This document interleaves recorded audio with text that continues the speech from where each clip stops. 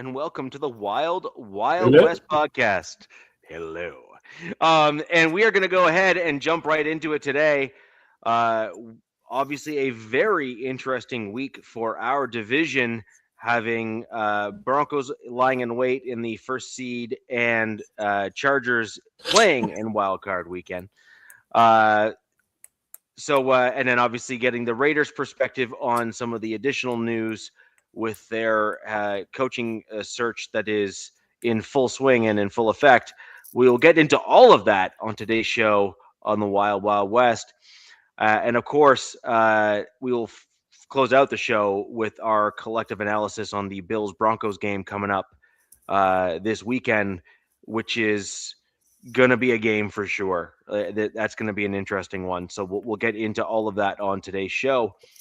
Ladies and gentlemen, those of you who are joining us live, thank you very much for doing so. If you could help us reach other fans just like yourself, click a like button down below, use those little thumbs up. If you join us after the fact, that is awesome too. Leave a comment down below, giving us some feedback or telling us how great we are. We always appreciate that.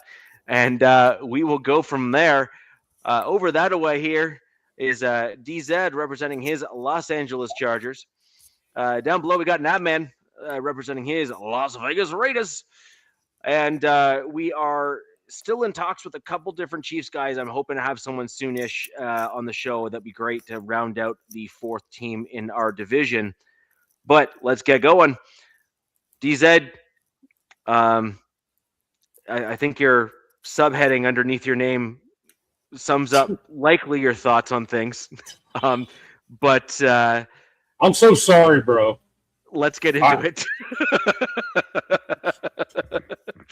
That was it literally was deja vu to me watching that game. Like, now looking back at last season, I don't necessarily, everybody was counting Houston out, but this was the Patriots, the number 2 seed, with the supposed MVP, yada yada yada.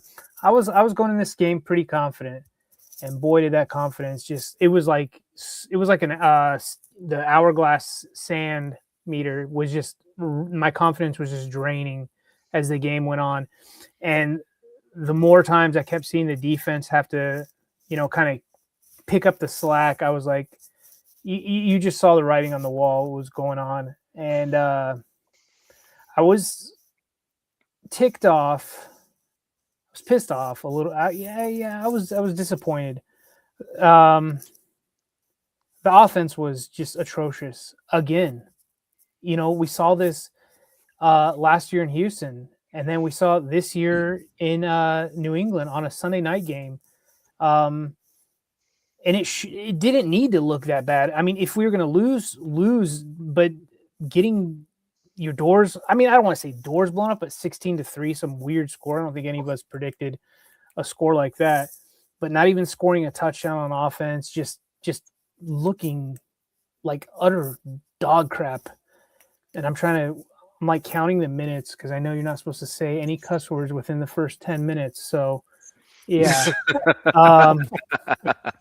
That's why I don't get a talk within the first 10 minutes. In here. I wish I went second. Let's just say that, Nav. I was really pissed off, and the fan base was pissed off, and rightfully so.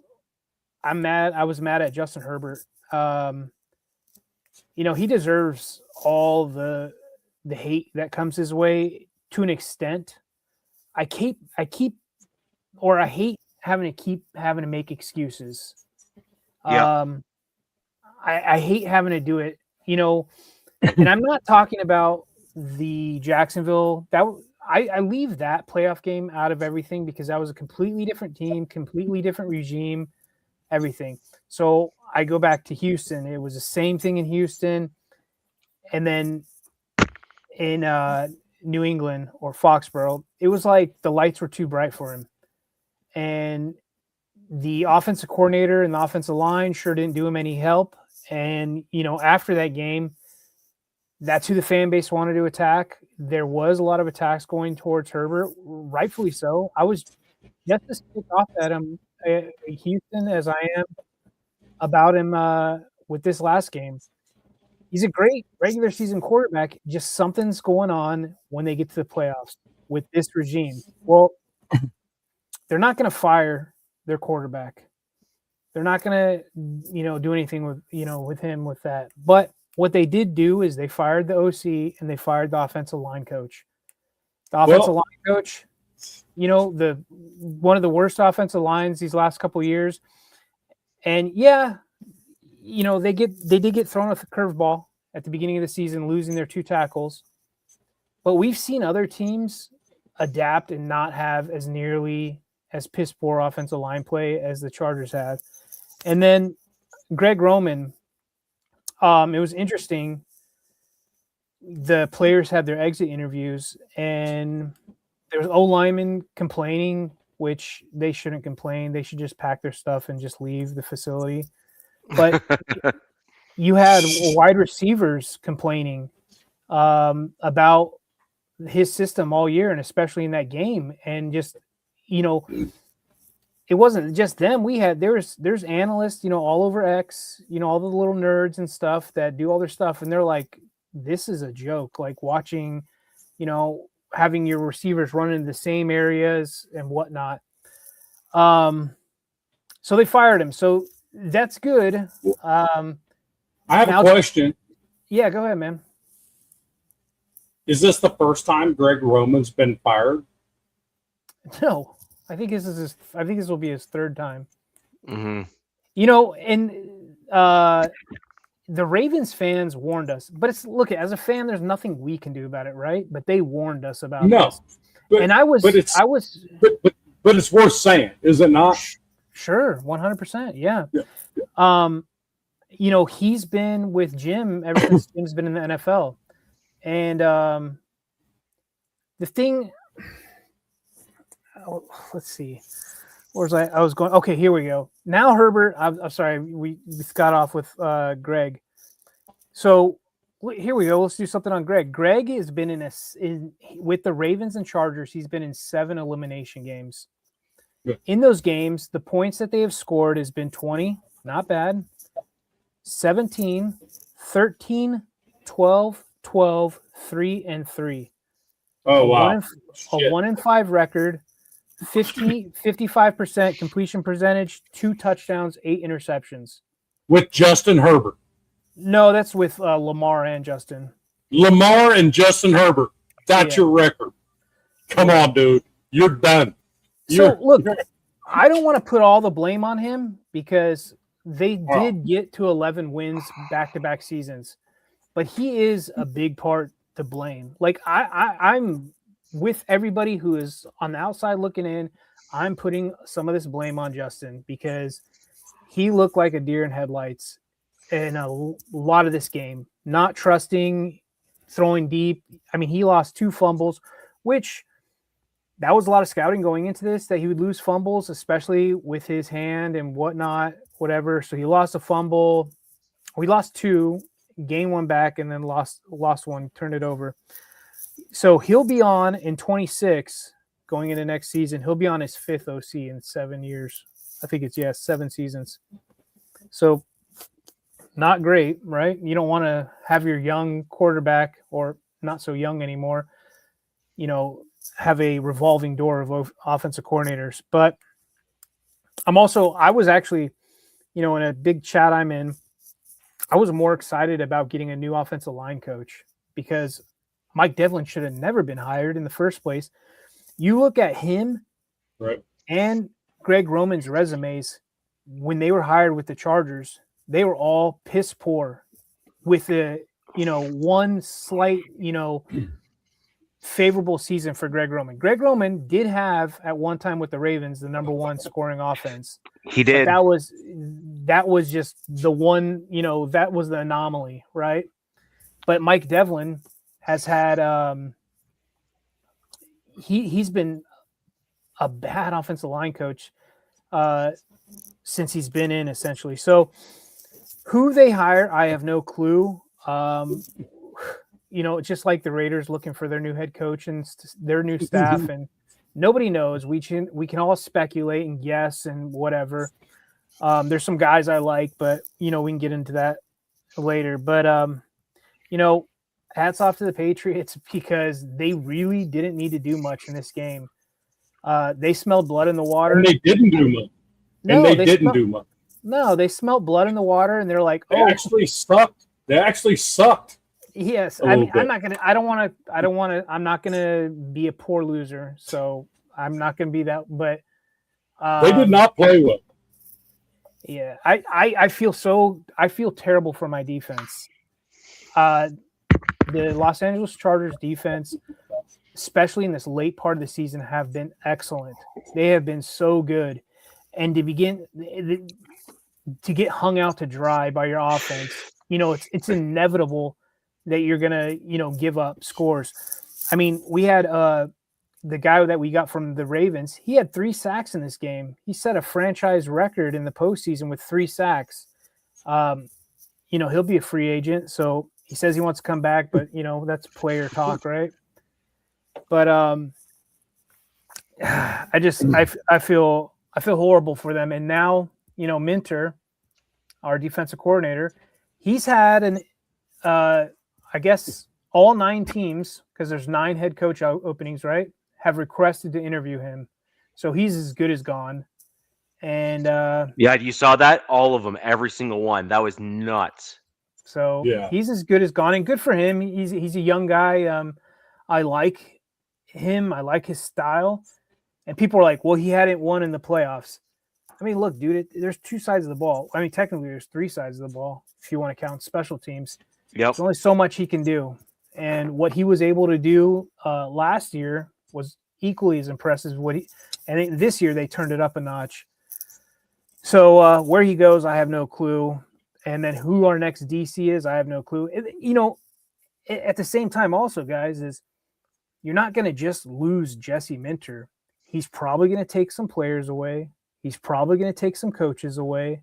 You know what I mean? Some guys are going to follow him to wherever he goes, and they'll get promotions or whatnot. So it's going to be interesting offseason, to say the least. And I'm also pissed off at Jim Harbaugh for hiring these 2 dipsticks, not Jesse, but Mike and Greg in the first place, and thinking, that his 2010 scheme is going to work in 2025.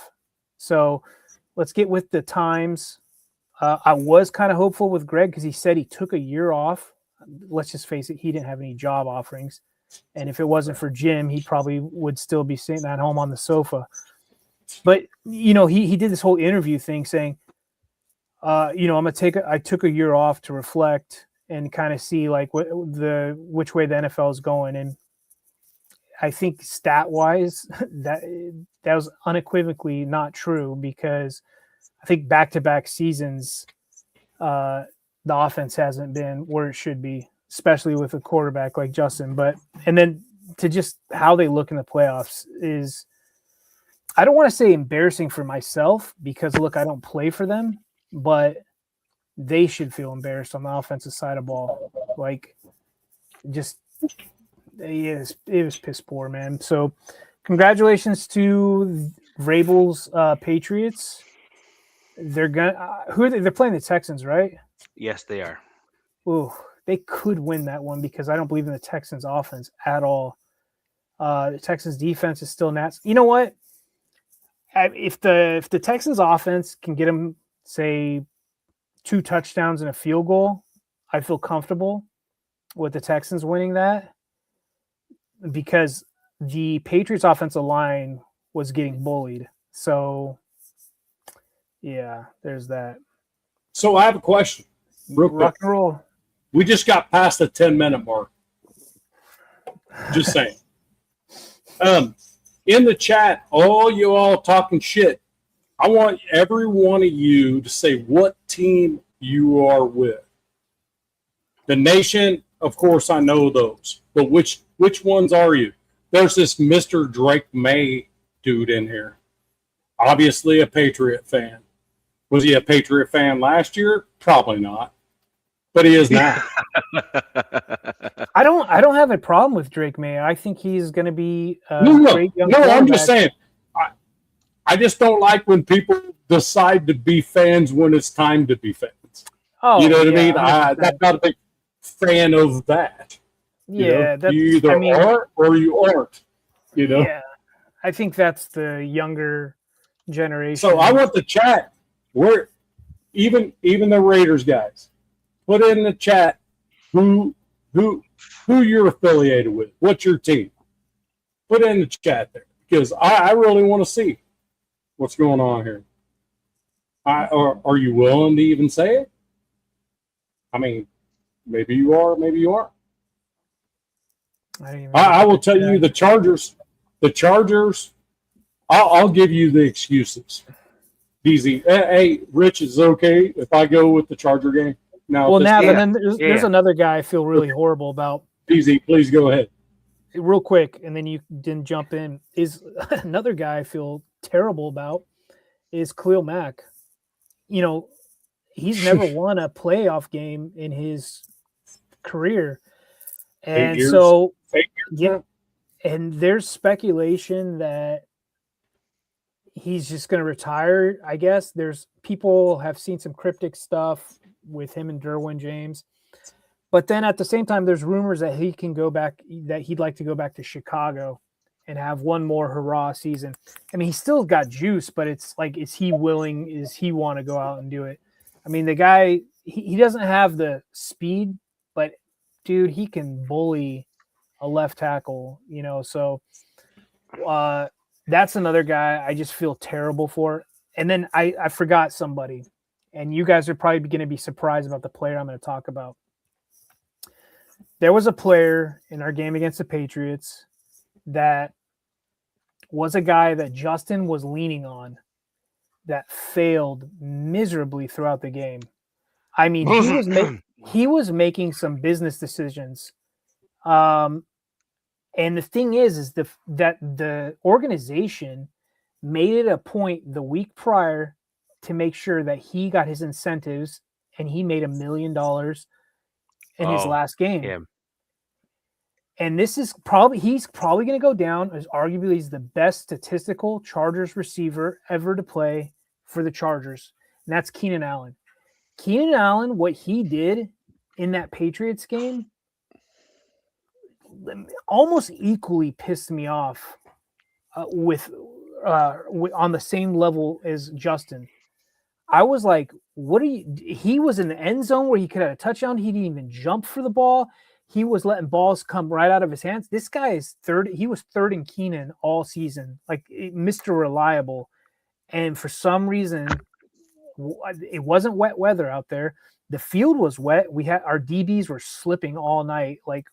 So that's another thing. But I do not want him back next year. Effort and a slick ball are two different things. Yeah, I do not want. I'm like, just retire, bro. I'm glad you said that because I was going to mention it. He also Lad McConkey kind of took a step back with the addition of Keenan, which isn't necessarily a bad thing. If we had a better OC, they could have probably made things work. But I want Lad to become more of the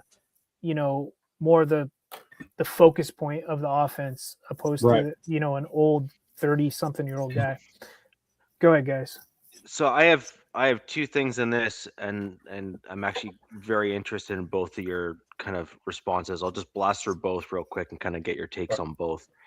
Number one, I was very surprised that they left Bozeman in the game. That's kind of my thing there. I saw that dude was a turnstile, actually had more resistance than he does. And so I'm trying to figure out what other analogy to use for what I saw on the field, because I'm not going to lie. Every time I watched the guy just really waltz up into Justin Herbert's face, and I bet you if I actually analyzed the sacks, I was doing so a little bit as the game was going on. I had 4, and I wasn't actually really trying to assess. That was just ones that were so blatant that I was like, that was on Bozeman. And it was just bad, like objectively bad. So that was number one. My other one is on Ladd McConkey and offensive scheme. I'm not sure I would want Ladd to be like the go-to guy on a permanent basis, and I'm kind of looking at to what Navman's team did with what was that dude that you guys had for a few years? What? Oh, you mean Trey Tucker? No, you had Jacoby another dude. Myers? No, the other guy before him. Oh, Devontae? No.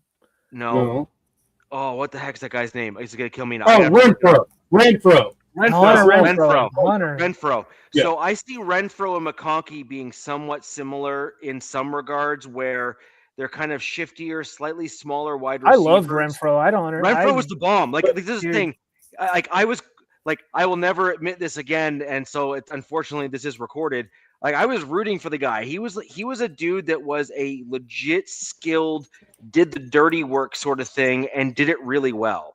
And so when I was looking at Ladd McConkey, I kind of see him as like a more modern version of like a Wes Welker, a replacement for like a Renfro, someone who is got a similar skill set that can kind of span multiple roles on the team, but is ultimately a little bit too small in frame to take on that like true like number one main game made guy. Well, yeah, I don't think he should be a number one.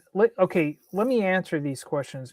Bozeman, if you were to put a picture of him and maybe say like Adolf Hitler, Charger fans might pick the guy from Austria who was a painter. They hate this guy like with a passion, and he needs to be gone. Be done with him. You have enough proof to know that this guy is not a starting caliber center in this league. I think he was ranked like 32. I think he was ranked like 35 or something out of starting centers. Like that's how bad he was, but they kept running it back with him. Mm-hmm. Insane. But go back to Ladd. His rookie year was fantastic. Remember, no Keenan, yes. Right? Yep. No Trey Harris either. Yep. That's another guy, Trey Harris, who was barely involved, who has probably some of the best hands on the team, but they just use him differently. Now, with the new OC, we'll see where this direction goes. I don't view Ladd as a number one. I view him as a good number two, good number three kind of guy. And then him and Renfro, yeah, they're similar because they're white, but they did different things. I like Renfro's mentality. I like Ladd's mentality. I think Renfro might have been a little more versatile, to be honest with you. But Ladd he was clipped at the knees this season. He did study, I think it was long-time Seattle wide receiver. Lockett. He studied remember, we talked about this early season, how to get the ball, how to fall down, not take hits and things like that. Lockett or Baldwin? Lockett. Okay. Yeah. Tyler Lockett. Okay. Yeah, he was studying him, like the ways, like catch the ball, get down, like don't take it necessary hits. So he really didn't have a great season. I mean, look, last year in the Houston game, he had 197 yards. That doesn't happen by accident. But no. This year, it just was a bad year for him. So I hope they bring in somebody that utilizes his skills. But I agree with you, Richie. I don't see him as a number one. I don't think we have a number one on this team right now. We'll see what happens, going into next season. I think we have a bunch of 2s and 3s or, high-end 3s right now. Yep. But, yeah. Yeah, so my thought was if you had someone else kind of spelling him, and then my last point and question was you have Andre James, if I'm not mistaken, as your backup or secondary center there. I'm not saying he's an answer, but let's be real. He would have been better than Bozeman. I think Bozeman has blackmail. Probably. I think Bozeman worked for Mossad and has blackmail on somebody on his staff because they refused to use Andre James until Bozeman had like concussion. Then they used Andre. There's a reason why they didn't want to use him. He sucks. So Andre James did get to play, the fan base was like, yes, we get to see Andre James play because that's how bad Bozeman was. And I watched Andre James, and that dude might as well have the legs of like a teenager or something. He cannot plant. He cannot set his guard. He gets just pushed right back. And so I think that he's also probably out of here this next offseason as well. But yeah, that's a lot of guys that you're probably gonna have to replace. Now hey, here's the thing. Somebody said in here, hold on. And I tried to actually type it in, and for whatever reason, StreamYard said no. Apparently it was a little bit too much. But let's see, where was that? Who do we want to pull up? Like, so do you want to get rid of Justin? I said, look, I'm going to give you the answer here in just a minute. So you're in a playoff game, and here's the stats on what Justin Herbert felt in this game. Okay? 16 pressures, 11 hits, and 6 sacks. Come on. You can't. The thing is, though, it don't matter who the hell the quarterback is at this point. Sure. You know what I mean? There's really two sides of that matter. coin.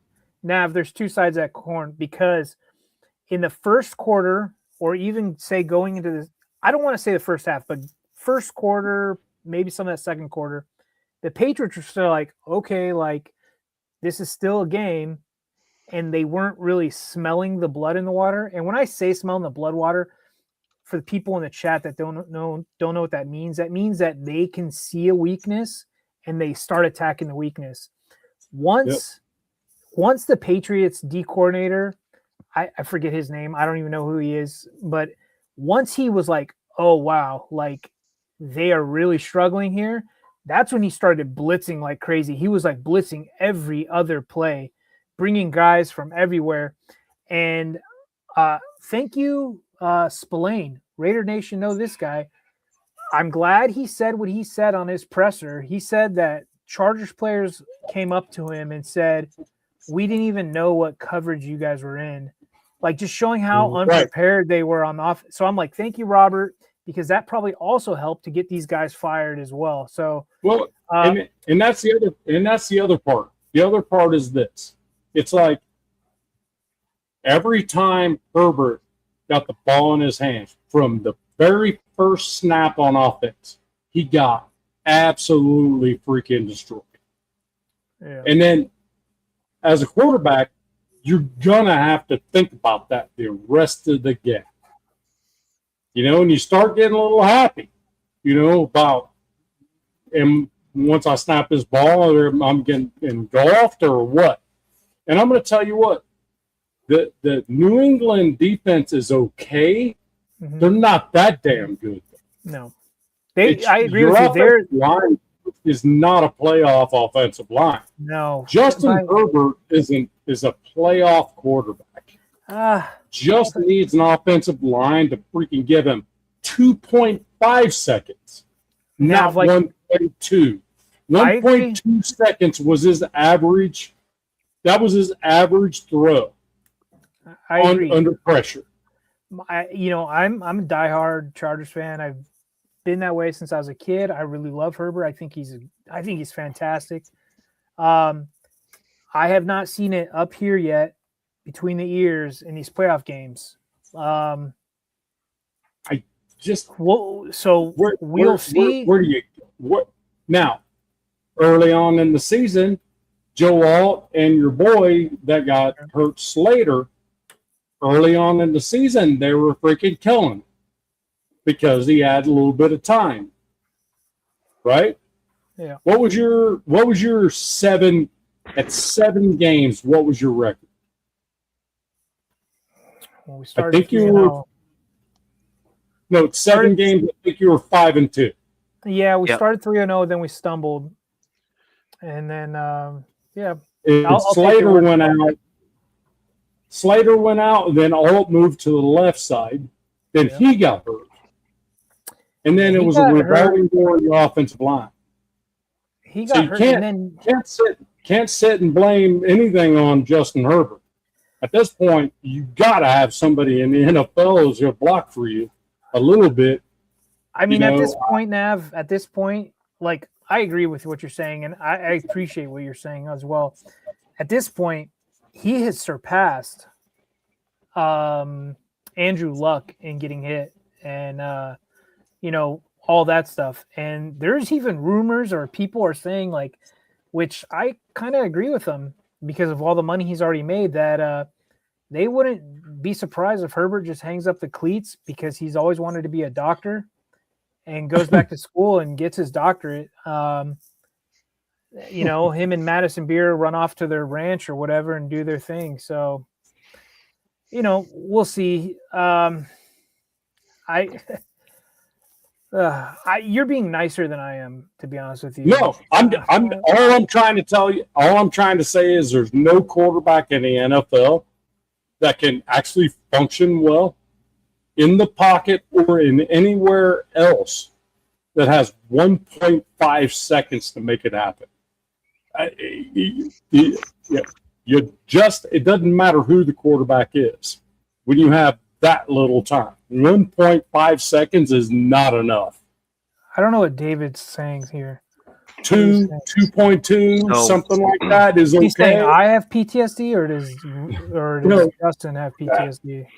Look, the thing about it is Zahn, he just throws shit out there to see what sticks. So don't try to analyze that stuff. He's my boy, love him no shit. But the KC fan that his KC rep doesn't even bother bringing his face in here. And you're right. KC, I got nothing for that. And he's right. Mahomes did win a Super Bowl with a terrible line, but he also had a great play designer, which the Chargers did not have. He also had an Andy Reid offense. So there's that as well. Can we actually lean into that a little bit? So if you look near the end of the game, as they were kind of trying to play catch up there at the end, I have a couple questions for you, and this is actually going to be a little bit of a shot at Harbaugh. One of them is going to be an overarching one, just in general. So as an example, Harbaugh is the head coach. Yep. And at some point in the game, the head coach, sure, but as a head coach, regardless of which side of the ball, you're supposed to be the CEO of the team that's on the field there, right? You're supposed to basically say, if my special team guy is screwing up, I'm stepping in to kind of cover the slack. If my DC, basically Jesse Minter, he just says, go do your thing. And Jesse just fine. But on the offensive side of the ball there, it was very clear that you were struggling in a big time. And my one question for you was, at what point did Chargers fans then turn to Harbaugh and say, you're in the fight of your life to stay in the playoffs, having come off an overperforming season? At what point in this whole process do you step in, tell Greg Roman to sit down and shut up, and then be the one to call the plays yourself, or do something, or go to your secondary OC or something to that effect? Like, at some point, the general needs to be the general, and or basically say, I'm kicking the general out because I'm the president. So, general, you're gone. Have a seat. New general, step in. Let's go. Like, he's got to make those tough decisions in the moment. And I do wonder where the Chargers fans sit when it comes to a comment like that. I'll throw that one over to you first, and then I got a second one in a similar vein, which I think is probably where you thought I was going to go with it at first. I mean, I think with Jim, I think the fan base, or I'd say the majority of the fan base, really keyed in on Greg and Devlin.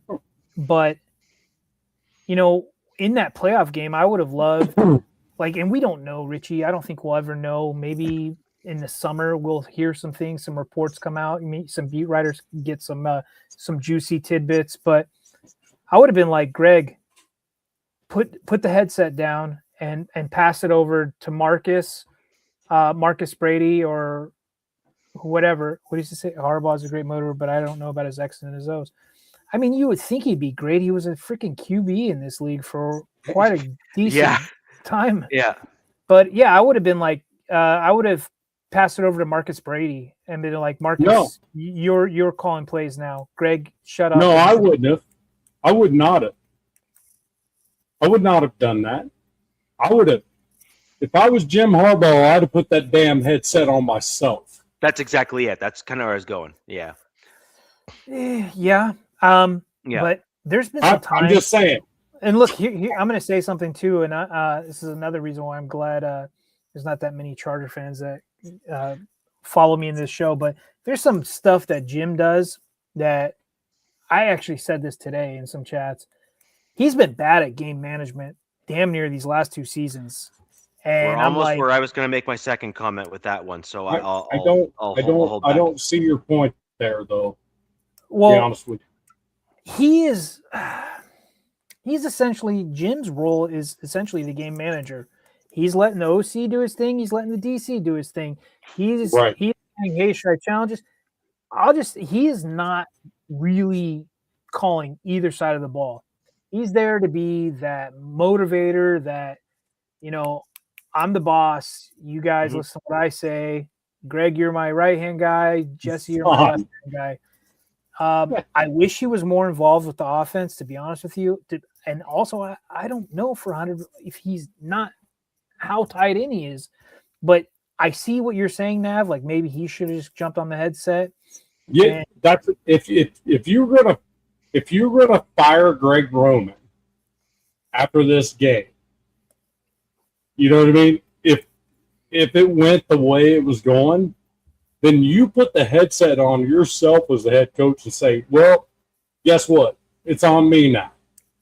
Because if it goes the way it goes, Greg Roman's getting fired. Now, let's be clear. Greg Roman is used to getting fired. It's not new to him. Yeah. It's not a new thing for him. Right. Yeah. I think he was with one other stop without Jim, and that was in Buffalo, if I'm not mistaken. Ravens as well. Raven. Yeah, there you go. That one as well. Ravens. He went from Harbaugh to Harbaugh, is what it was. I think that's where I got. He had Harbaugh, like the other Harbaugh. Good job, Harbaughs. Yeah. Recycling freaking people between the family. Yeah. And this guy brought up something with Hampton. Hampton also got pulled from this game by the medical staff after 2 snaps. And I don't know. And he said, like, in his exit interview, he was like, I didn't understand why they pulled me. I was feeling fine. And I don't know if they were like, maybe they're playing it safe with him. That was another guy they kind of went away from a little too soon. Why do you play it safe? Dude, it's the playoffs. Nav, this game, I think I said they turned the game off. That game was the craziest playoff game I've seen in a long damn time.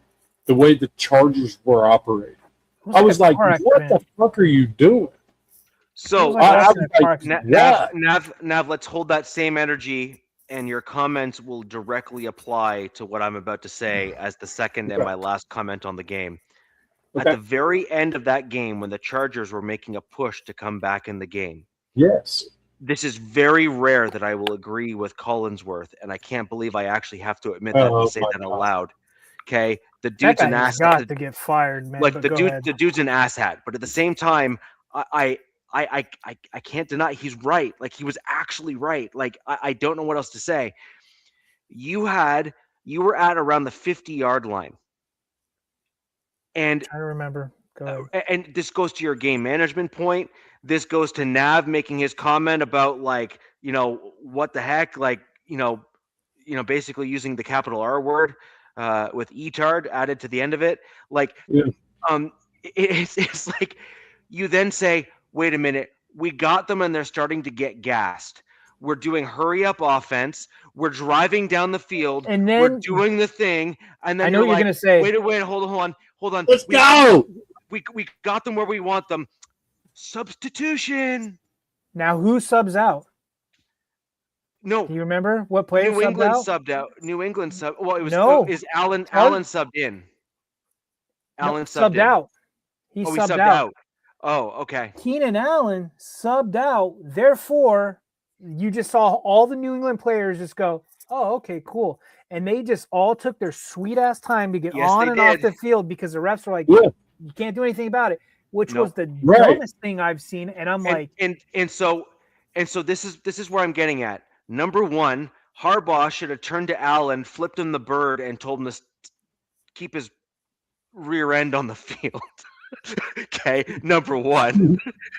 number two, you've literally got the backup defensive line on the field for the New England Patriots. Your quarterback is literally starting to pick the defense apart as you're driving down the field. You maybe have another 3 or 4 plays at the clip that you're going. Dude, Keenan, suck it up and shut up is all I gotta say, man. And Richie, I like I said, mean- there's been so many bonehead mistakes And like no, that but- all season. no, but T said this is what my problem is. I would totally give you a little bit of a pass. I know I can say it. I say it all the time on the show. So stop acting No, like a He retard, said David. R. He said R with an E-tard at the end. When you say it live, it's different than typing. Yeah, So well, I it's- mean, I can say David trying to poke some whatever. I mean, I can call him a retard all I want on the show. Like, you know, you make a All comment right, like that, David, you're acting like a retard. Anyways, Right. Well, he so typically does. He typically does, and that's okay. I love him, no shit, though. look, I actually his comments are funny. I'm not gonna lie. It's just I figured I'd poke fun when and where I can, right? But he said this is what the problem is that I would have almost forgiven if that was like the only time they did that on that drive. You did it Wasn't. 3 times. Yes. You did Like it I 3 said- times. Like I said, there's a lot of Biden-esque stuff coming out of Jim throughout games, and Right, but this get is it. what I don't understand. At what point does your head coach not step in and say, no? You tell me, man. You tell me. We're Like, watching. I'm like, I don't understand. Like, and this I is the don't know. thing. This is the piece that really kills me with what I saw in that game there is I know he knows better because we play you twice a year and I've seen him do better. they just go full on, and we'll say it, retard in the playoffs. Yeah. They've done it back years. They've got full Yeah. on. And, Yeah. it's just Hey, I do have to address something real quick. It's this respect my gamer. Rams winning it all. Everyone else playing for second place. Let me tell you something. You had a problem with the Panthers that had a losing record, bro. I'm just saying. Be careful on how you freaking do your stuff there. I'm just saying. Be careful on what you're asking for. Because Yeah. I'm telling you what, the Niners are getting healthier, and that is a problem for the mean- entire NFC. the Niners That's need that, all I their left tackle. I don't know is he coming back, their left tackle? Yes. Yeah, that's who they need. Yep. That's their key piece right there. Yeah. And the Niners are well coached. Like, and I mean very well coached. I think you'd have They to toss have it a up between quarterback that doesn't make Shanahan. mistakes. I think you'd have to toss it up to Shanahan and Liam Cohen for what they did this year, and I would give it to Shanahan. Yeah, But- I know. Did you guys? I don't know if we talked about this on last Yeah. week's show. Did you guys see? So for like the last decade, the Niners have been the most injured team by far in the NFL. Yeah. And Yep. there was like a guy. They did some study, and their facility is right next to some like electromagnetic power station. They're like, Yeah, that's some stupid. That is the dumbest shit ever. and you could throw a rock at it, and they're saying that when you have No, the people in the facility, listen, they're talking about You're in my freaking realm right now. they're That saying is that such bullshit. Hey, then you tell me, Naf. Then you tell me why they are the most injured team, because they say that stuff affects soft tissue injuries over time. It affects soft tissue in a good way, actually. So I don't know. I thought that was interesting. I'm like, look, maybe they might want to move their facility to the other side of their property. Maybe It's that would help. interesting, but it's bullshit. It could be. It could all be BS. But look, I love I'm conspiracy. an electrical engineer, bro. I'm just saying it's interesting, but it's complete bullshit. I'm sure there's some stuff. I just want to know why. But look, Shanahan, go back to him.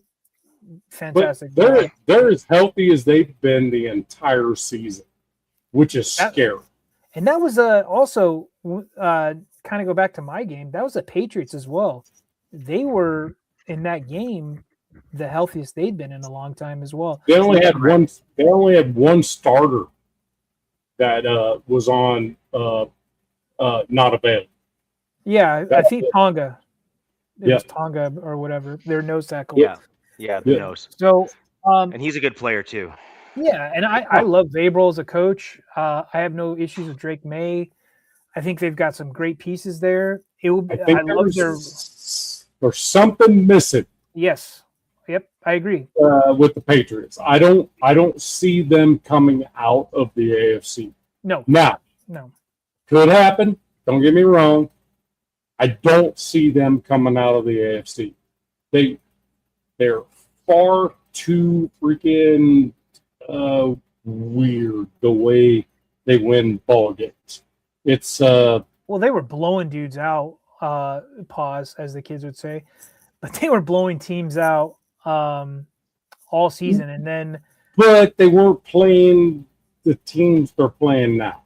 No, it'll be interesting to see them going against Houston. For some reason, I think Stroud he's got a pretty decent playoff record, even though their offense isn't all that good. Yeah. So it's going to be an interesting matchup between them and the Texans. But I don't see it going particularly well for Drake May with that D-line. I mean, my call to the bowl is Bills, Rams. Even though the Rams kind of scared me, I think it's Bills, Rams in the Super Bowl. I don't trust Sam Darnold up in Seattle. I think their defense is fantastic, but I just don't trust him in particular. And true. I mean, look, you already just gave your prediction with Richie's game, so there's that. Sorry, I didn't mean to throw it out there at that. Yeah, that's cool. So let's quickly go into just some rough news here. DZ, you already kind of mentioned Minter on the coaching carousel is literally being interviewed by every single team that's looking for a coach, every single team. At first, I was thinking Minter was going to be probably highly sought after by probably someone like the Ravens, maybe. They kind of have that kind of like grit mentality, but honestly, I think with Tomlin stepping down with the Steelers, Minter just kind of seems like he's their kind of guy. Are you talking about the Steelers? The Steelers like young guys. Yeah, they like to hire young, and then they don't fire you. So since 1969 to this year, they're hiring only now, their fourth coach. So wild. Since 1960. So wild. Only now is their fourth coach. You just took away my freaking thunder. So, I mean, and frankly, I think Minter's a guy that is mature beyond his years. Minter reminds me kind of like a defensive version of, say, McVay from the Rams. He has that kind of vibe to me where he's just so competent at what he does that he's just going to know what to do and why to do it. Like, he'll take his defensive prowess and apply it to what he knows is going to work on the offensive side of the ball. And then he'll obviously has the defensive prowess to there's make one sure guy that there's, I don't want to say there's just one guy, but there's one guy we've known in back-to-back seasons that's had his number, and that's Liam Cohen. When Liam Cohen was with the Bucks and then with the Jags, for whatever reason, he gave Minter fits. So whoever hires him, like, I don't know if you'd want Tennessee to hire him because they're in the same division with the Jags, but the Steelers one, that's an interesting pick because, yes, like you said, they do like to hire young. Yep. He kind of fits their thing. Their thing, yeah. And then Tomlin, going back with him is he wants to take, the year off, and he's still under their control. So if anybody wants him next season, they still have to trade for him. They're going to have to give up something to get him. So it's going to be interesting with that. I'd love to see Tomlin in TV. I think he'd be fantastic on TV as an TV analyst. That's what he's doing. Like he'll go on TV, and I think that he's seeing this as a refresher kind of thing. No. Well, there's that, but I actually think he's looking at it. A scouting thing. No, I don't even think he's that. I think he's going to say it's a grinding season, a lot of prep work. I'm in the building. I'm there early all the time. It's somewhat of an unstable job, and he's probably wanting to do a test. This is my take on it. I agree with what you're saying. You've seen him kind of taper off. His mental state is a little bit off when you see him compared to what he used to be on. With the Steelers and whatnot. So obviously this was something that is probably a relatively mutual decision. My gut reaction says that he's going to TV to see if he loses the coaching itch or not. So am I going into TV and saying I'm cool and I'm done? Or is he going to go on TV and be like, I can't stand not coaching in the NFL. I need to go back. And then a coach of his caliber also, it's also like, what job would become available? Think about that. When Bill Cowher left the Steelers, everybody thought he was going to come back to coaching. This wasn't going to happen. Immediately. Yeah. You know what I mean? Yeah. Good point on that one. Maybe Pittsburgh just runs you down. I mean, who knows? But the thing about it is, dude, 3 coaches since 1969? For crying out loud, how much pressure is that for the new head coach? And I'll tell you what, Mentor's the right age. The oldest coach the Steelers have hired since 1969 is 40 years of age, and that's Chuck Noll. Damn. And Minter's 34 or something, I think? I think he's 34. Yeah. I mean, we'll see. Yeah. We shall see. There's some really good coaches in this cycle.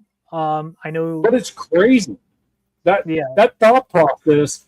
Hell, the Raiders went through 3 coaches in one freaking year, dude. 1 year. The Steelers went through 3 coaches since 1969. Yep. I mean, that's crazy to think about it that way. It's nuts. Yeah, and so the good news. Yeah, so the good news about that is that tells you there's an ownership group there that is very level-headed, and they generally know what they're doing when they're hiring a coach, and that just kind of says a lot, right? Yeah.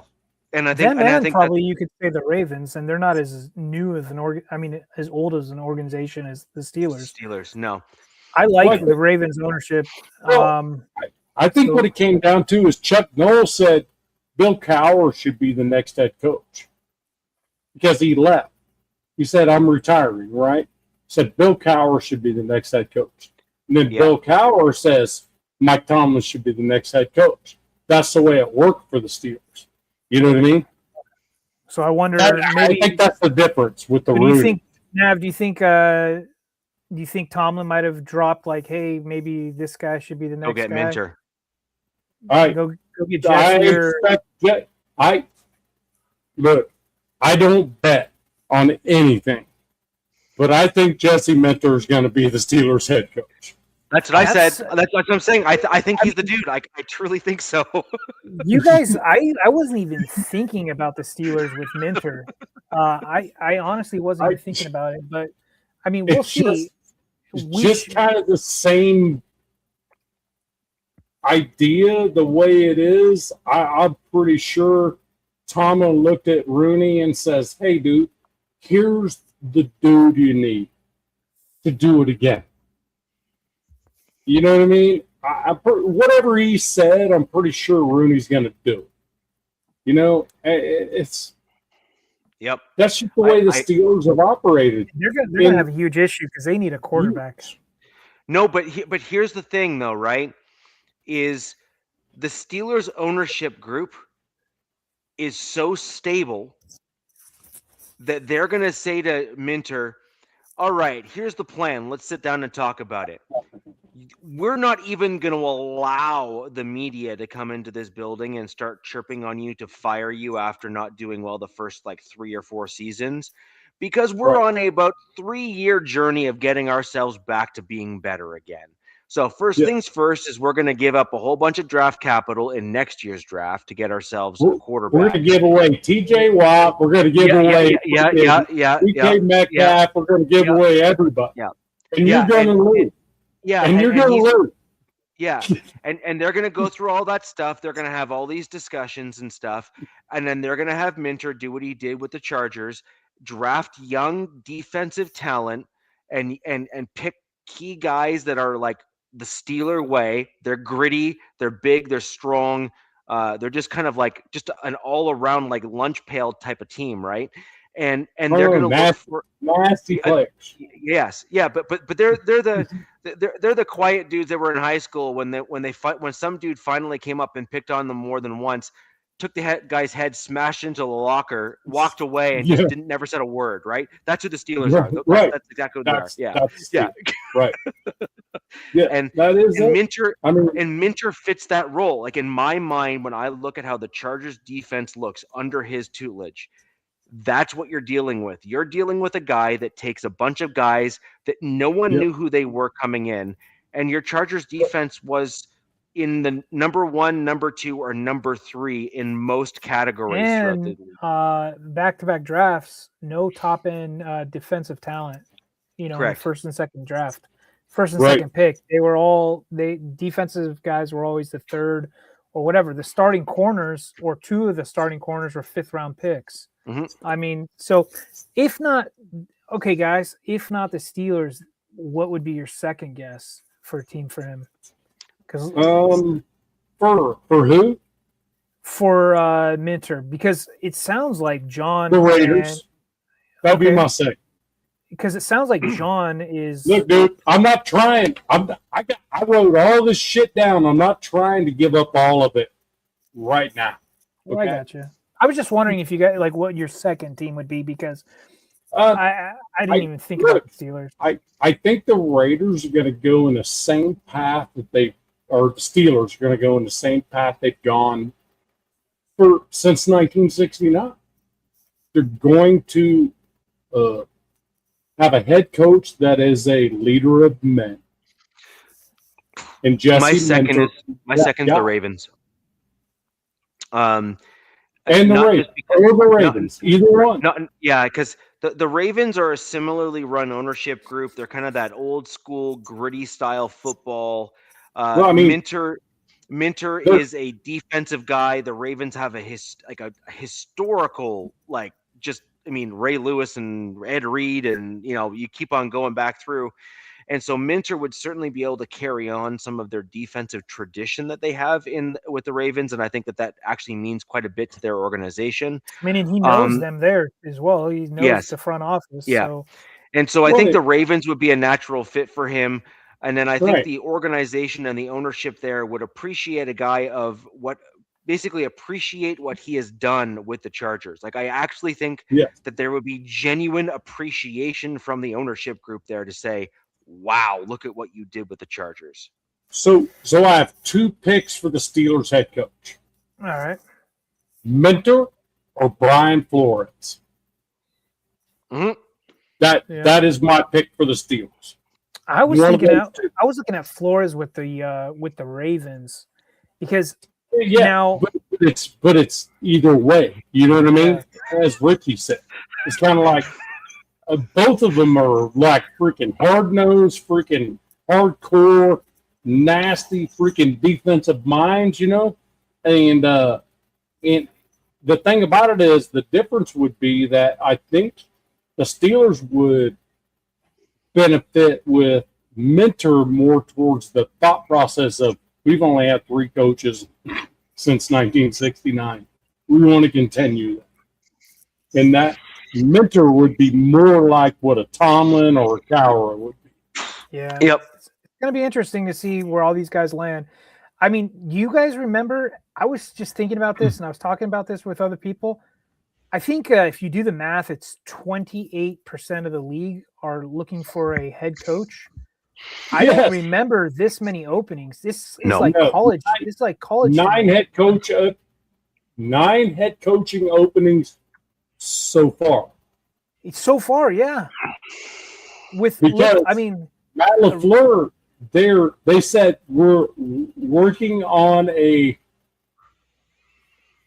chance to keep Matt LaFleur in Green Bay.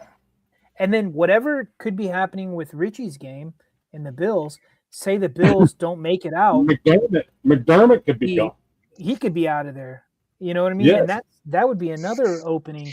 That's crazy. The Bills could very well pull what my Broncos did with John Fox. Yes. John like so you remember John Fox, right? So John Yes. Fox had my team in the playoffs.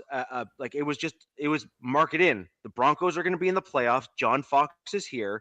We're going to be like a regular staple there. The question is, how far are we going to go? And the issue that we have with John Fox seems to be very similar to the issue that we have with McDermott, right? With the Bills, is John Fox could always take us to a certain point, Can't get it over. and he just didn't have that next gear. McDermott to me is literally yelling at me John Fox vibes. Like Right. he is undeniably a great transitionary head coach. He's the guy you want to bring into a team that needs to have like the rebuild and restructure take place. Right. He's the one that's going to reset the culture. He's going to the one that's going to draft you pretty solid players to get you to a great spot. But he's never going to get you to the promised land, but he's going to get you that close. Well, now, correct me if I'm wrong. Didn't John Fox leave the Broncos, go to the Panthers, and take them to a Super Bowl? Yeah, but he took the Broncos to the Super Bowl too. With Cam. With Cam Newton, right? Yeah, but you're just saying that he just can't win the big game, is what you're saying. He can't win the big game. No, he can't win the Super Bowl, but damn, if your coach is bringing you to the Super Bowl, for crying out loud, that's enough reason to keep him. You know what I mean? Not when you get blown out. Not when you get blown out. He got blown out both times. Shit, come on. I mean, he got you there. That's a player problem, not a coach problem. I mean, I think equally with these head coaches is coordinators as well. Like depending, like I know we've been talking about Minter. He's going to need an offensive coordinator wherever he goes. That's going to need to be his right hand man. Yeah, no question. There's no reason, even if it's say, like for instance, the Raiders say Clint Kubiak. Cool, I get it. Still need an OC. He's the head coach. We don't, I was just typing to him. We are looking for a Chiefs guy. We are actively recruiting for a Chiefs guy to join us on the show. If you're interested or know of any of your friends that might be interested in jumping on camera, have them reach out to me. My handle's below my name here on the show. We'll have you on for a bit of we'll have on for a test run, see what the personalities are like and how we work out and stuff on camera and whatnot. We'll go from there. Yeah, I'd like to get a guy. I'd like to get a guy when we going to draft. I don't hate the three of us being in here because, man, I dig you guys. Man, we have a time. You know what I mean? It's good. But I'm telling you what, when you've won as much as you have, why wouldn't you want to be here? That's the thing. Why wouldn't you, as a Chiefs aficionado want to be here. Why wouldn't you? I don't understand why. It's so hard to find the one team in the AFC West over the last 8-9 years that is dominant. And for whatever reason, where are they? I'm looking over here at a couple of dark spots on my screen. You could be there. You could be right there. You know what I mean? Come on, man. Let's go. Definitely need a Chiefs guy. I mean, it was kind of a bummer that we went without one. Because they're pussies. I mean, I've even tried looking for them on X and such, and to no avail. I mean, I think they have their own shows or whatever, just like many Chargers and many Raiders. It's just I don't get it. But there's only few platforms like ourselves where we are, representing all the teams, talking about everything in one show. So I think do they only want to talk about just their team? You all need a KC guy? Yeah, I agree. Most the weird thing is that this is a unique show. You need a bit of a unique personality to be on the show. I mean, you can obviously be a fan of your team. There's nothing wrong with that, and frankly, we all encourage that, right? But you also need to have the ability to take a half step back and recognize that, like, for example, this year the Chiefs were kind of getting walked all over, right? Mm-hmm. They just were, and Raiders, same thing, right? You have to have some humility and some ability to turn a mirror inwards and say, this is not going to go well. And so it's a really interesting dynamic on the show, and you need to have the right personality traits. So I know a bunch of the guys from like All Chiefed Up and HBT, like How About Them Chiefs. I know like those guys and stuff as well. Obviously, it's just the one guy on How About Them Chiefs. Good guys, by the way. But they have their own platform, and I will tell you this. I also know some of the largest Raiders platforms out there as well, like the real big ones, like the upper echelon ones. I can tell you that. Wait, what? Look, you're great and you have a great platform, but I'm talking like 100K subs, man. like you know what I mean? Bro. Yeah. I'm fucking with you. Right? But the thing here is they will tell you straight up, and they've assessed their analytics, that when they've thrown out other teams' content as videos on their channels as a trial run, and most of those very large platforms have tested it, their stats and numbers tank. I mean, they go in the toilet. And so you really do require a rather unique. There's a caveat to that. There's a caveat. I'll tell you real quick. There was these guys that popped up on YouTube when Harbaugh got hired with the Chargers. They're Detroit Lions, Michigan fans. So they're like, oh, we're a fan of Harbaugh. Guess what they started doing? They started doing little 10, 30-minute clip videos of Charger news. And if you look at their numbers, they're massive. Mm-hmm. So there's two sides to it, but I know what you're saying. And from what my experience with looking at other teams, they just want to talk about their team. Yes. They don't want to share the space and have us come at each other and be like, well, what about this? What about that? They're like, no, that's not what I'm into. Well, and DZ, I guess the message I want to get out for a Chiefs fan is don't be afraid to get in here. We're not going to freaking annihilate you. This show is structured. I mean, it's like, hey, here's what we're talking about. We're going to do it this way. Richie's in charge. He says, all right, DZ, so what do you think? Hey, Madman, what do you think? Hey, KC Chiefs fan, what do you think? We don't fight about stuff. Do you think I wanted to come in with my tail between my legs after that playoff game? But it's not me. That takes guts, by the way. Like to be fair, like that was a rough game by all metrics. Yes. I was like, this is not happening again. And I'm like, do I really want to go and talk about this? And I'm like, suck it up. You know what I mean? Like, just DZ. Did me and Richie just freaking annihilate you on it? No. One, I can't. I'm not allowed. The Raiders are fucking terrible. So I'm not allowed to even think about it, number one. Now, Richie could, but he doesn't.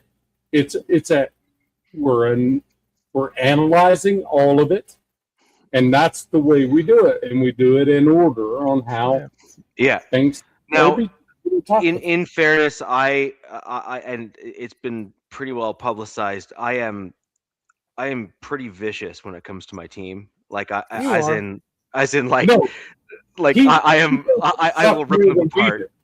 Yeah, like I will rip them apart, man.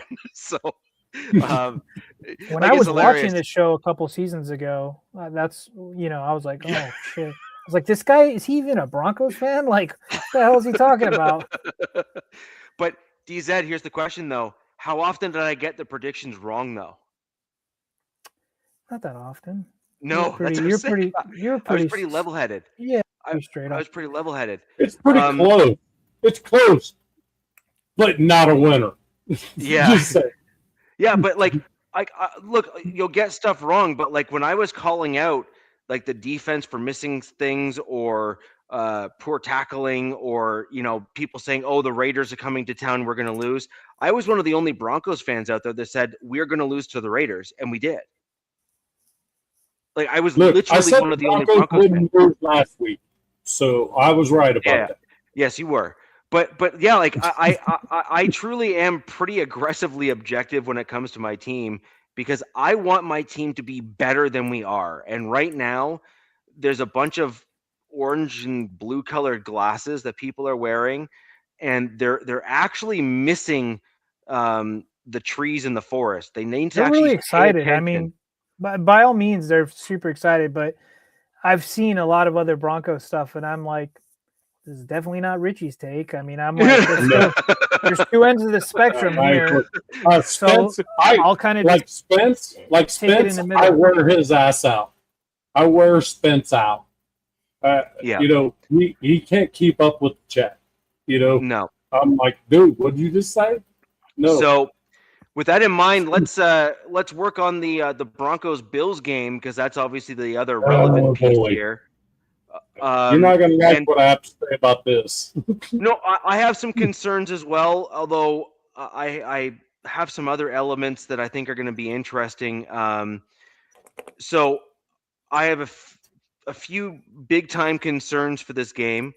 One of them is that Forsyth got hurt a little bit in the last game against the Chargers, and the Broncos desperately need to make sure that dude stays healthy. We did bring in another center on the practice squad as a supplementary guy. It's going to see if he gets. Well, it's going to be interesting to see if he gets the nod over Mustafa. So that'll be interesting.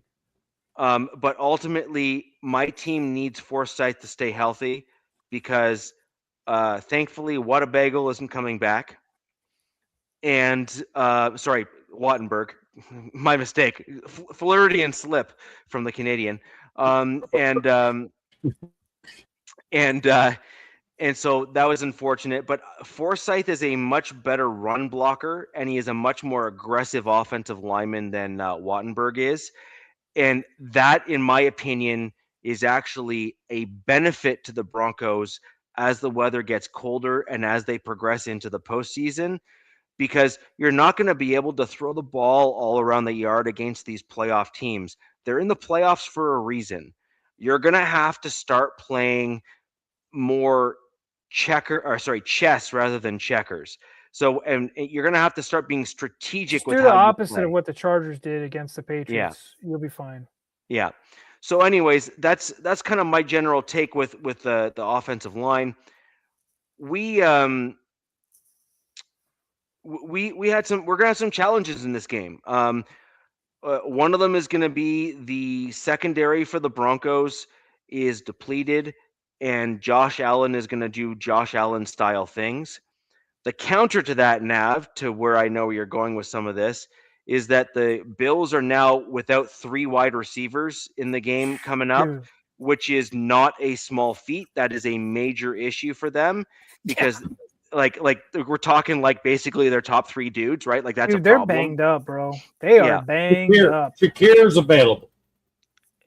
Sure. So, like again, our safety is the guy that's banged up in Brandon Jones, and that dude is legit as a player. He is like No question.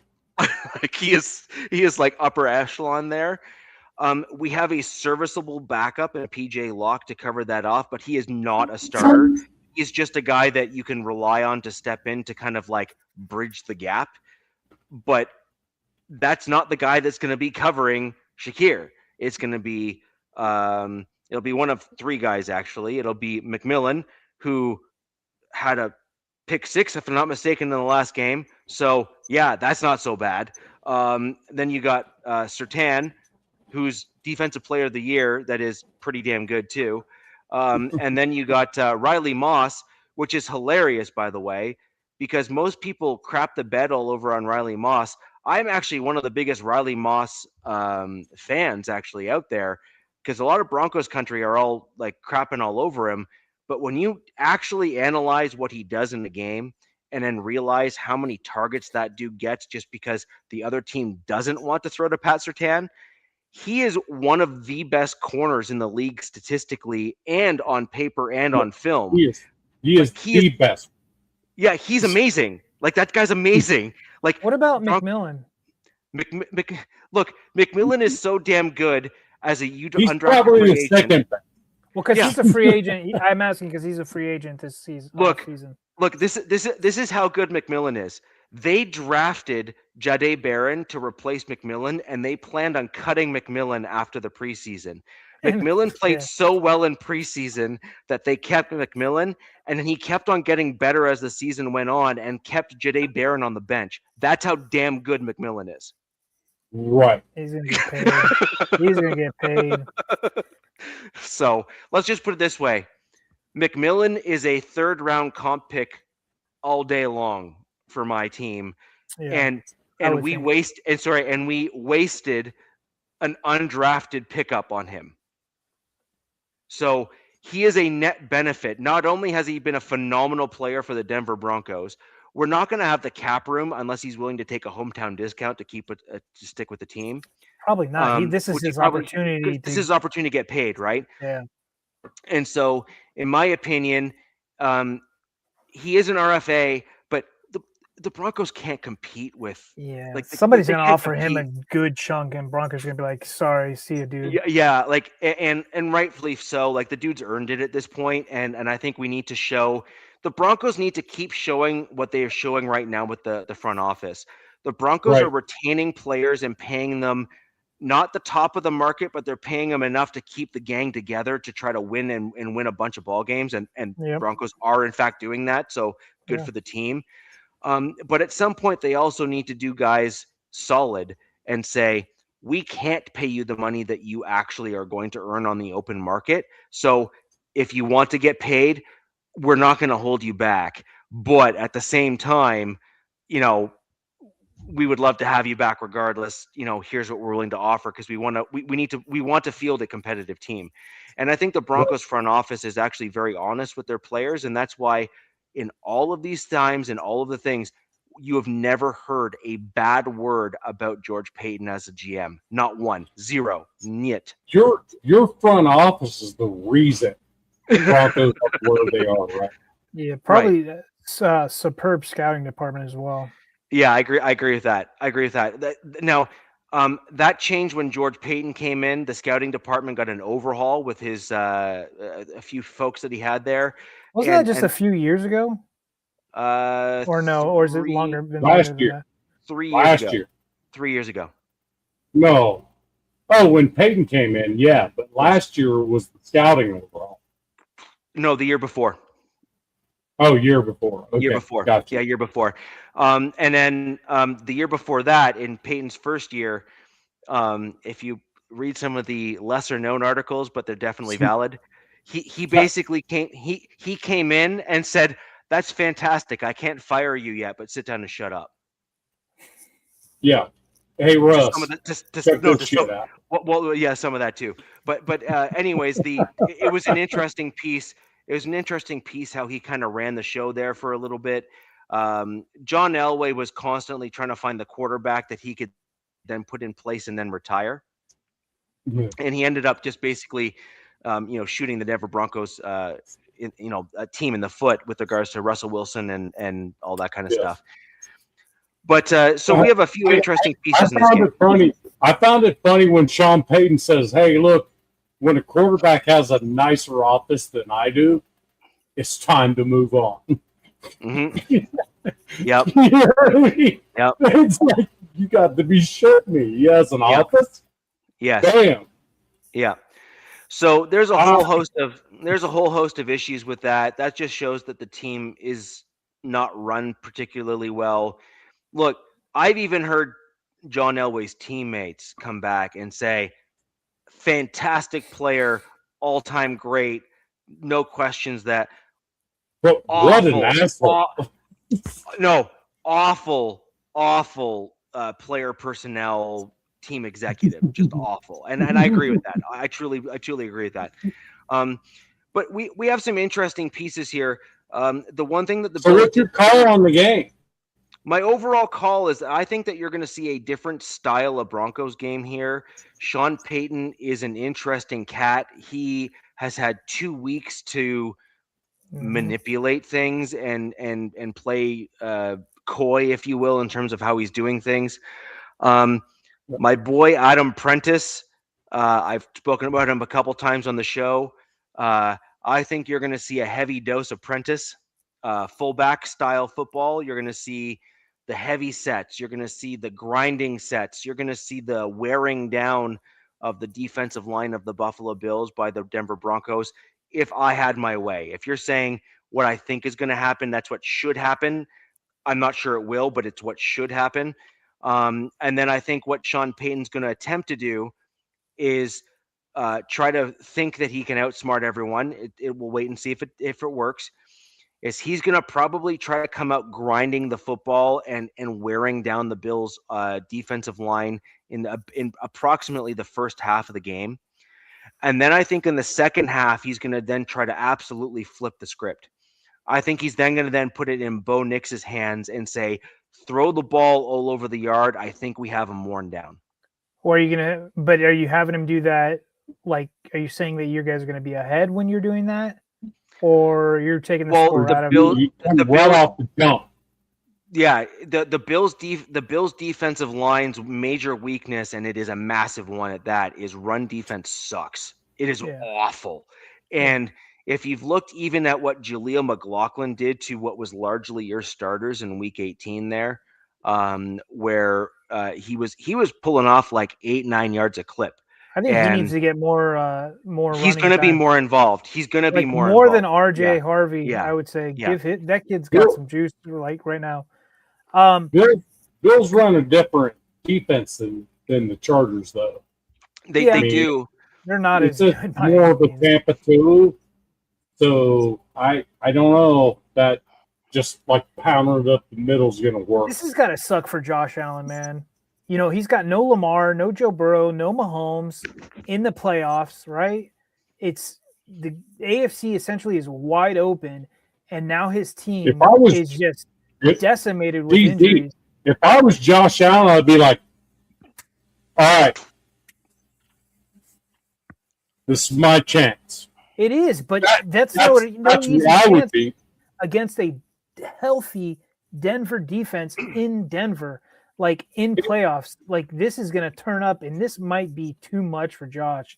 The Bills, to me, like what they in their last game, some of the stuff they did was really impressive. I was really impressed with their the players that they had out there. I was like, wow, okay, dudes came to play. Right. I did not expect these kind of backups and whatever to do that. But going into this game, I agree with what Richie kind of said, like, but not really in those halves. He was like wear them down, and then in the second half, bombs away. Now, the only way I would see that happening is if you've got a comfortable lead and you want to really just put them away and put the dagger in them, and you don't want any of this Josh Allen heroics. That being said, Josh Allen is probably the one quarterback, because Mahomes isn't in this right now, that can put on some heroics. We've seen him do it, and you're just like, Yes. whoa. I've got this game. I'm just going to throw my score out because I think it's fun. I've got this game going into overtime. I've got it being tied. Real. I got it going to overtime, and I've got the Broncos taking it by a field goal. I think it's the Broncos are just too healthy, and they're at home, and it's just going to be a little bit too much for Josh. And this does get McDermott fired, and they have got to.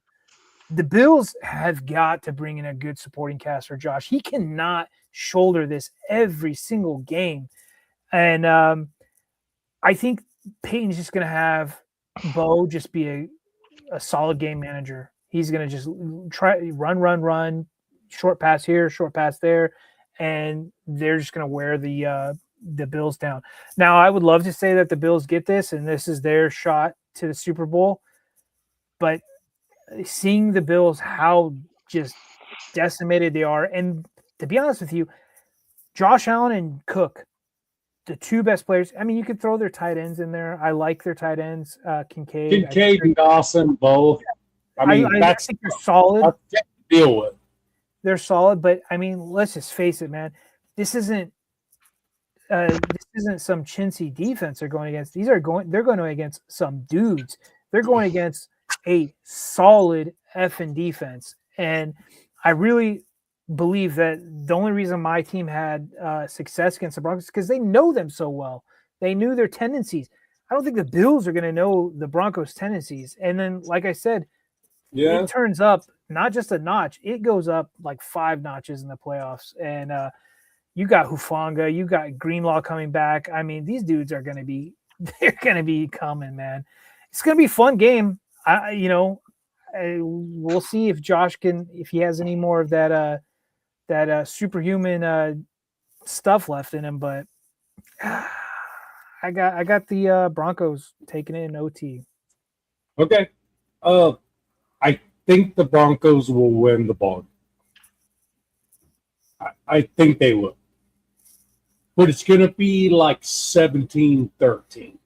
I can also see that. I think it's going to come down to which quarterback has the football with 2 minutes left in the ballgame. I firmly believe that. Which quarterback has the ball in their hand with 2 minutes left in the ballgame? Josh Allen has proved that he will beat you if he has 3 timeouts with 2 minutes left. And Bo Nix has proved he will beat you with 3 timeouts. Yeah. You know what I mean? So it's the spread, right? It's only 1.5, right, Nav? I don't think Broncos it's going to. I think this is going to be at the half. It could be 9-3. Who knows? You know Broncos what I mean? are 1-point dogs. I think that changed. They're 1-point dogs. That's bullshit. I think they're 1 point. I think they're 1.5 favorites now. I took that in a heartbeat. Check it again, Richie. I'm looking at MGM. Broncos are the underdogs. I'm gonna check it again because I mean 1 point though. I'm not sure I bet tight. that. That's super tight now, right? Super tight. Might as well be a freaking just a. I mean, look, you get 3 points for being at home. This is the coin flip game.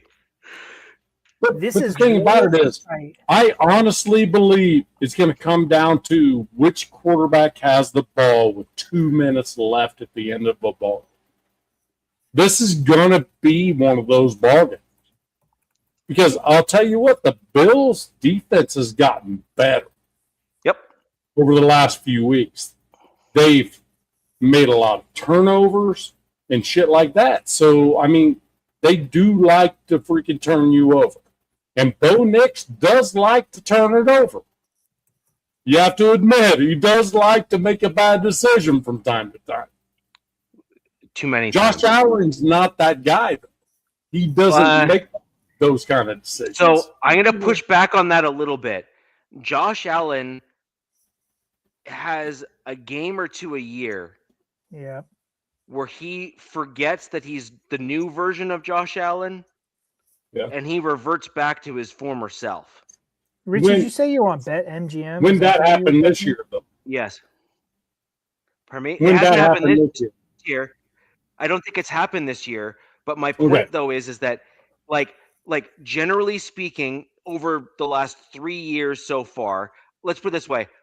Until he can prove that he can go the entirety of the season all the way and winning a Super Bowl and not doing the thing, I can only go based on past history. And he's got more past history, especially even in recency bias in the last 3 or 4 years, where he has gone majority of the season doing really well, and then he basically craps the bed once or twice.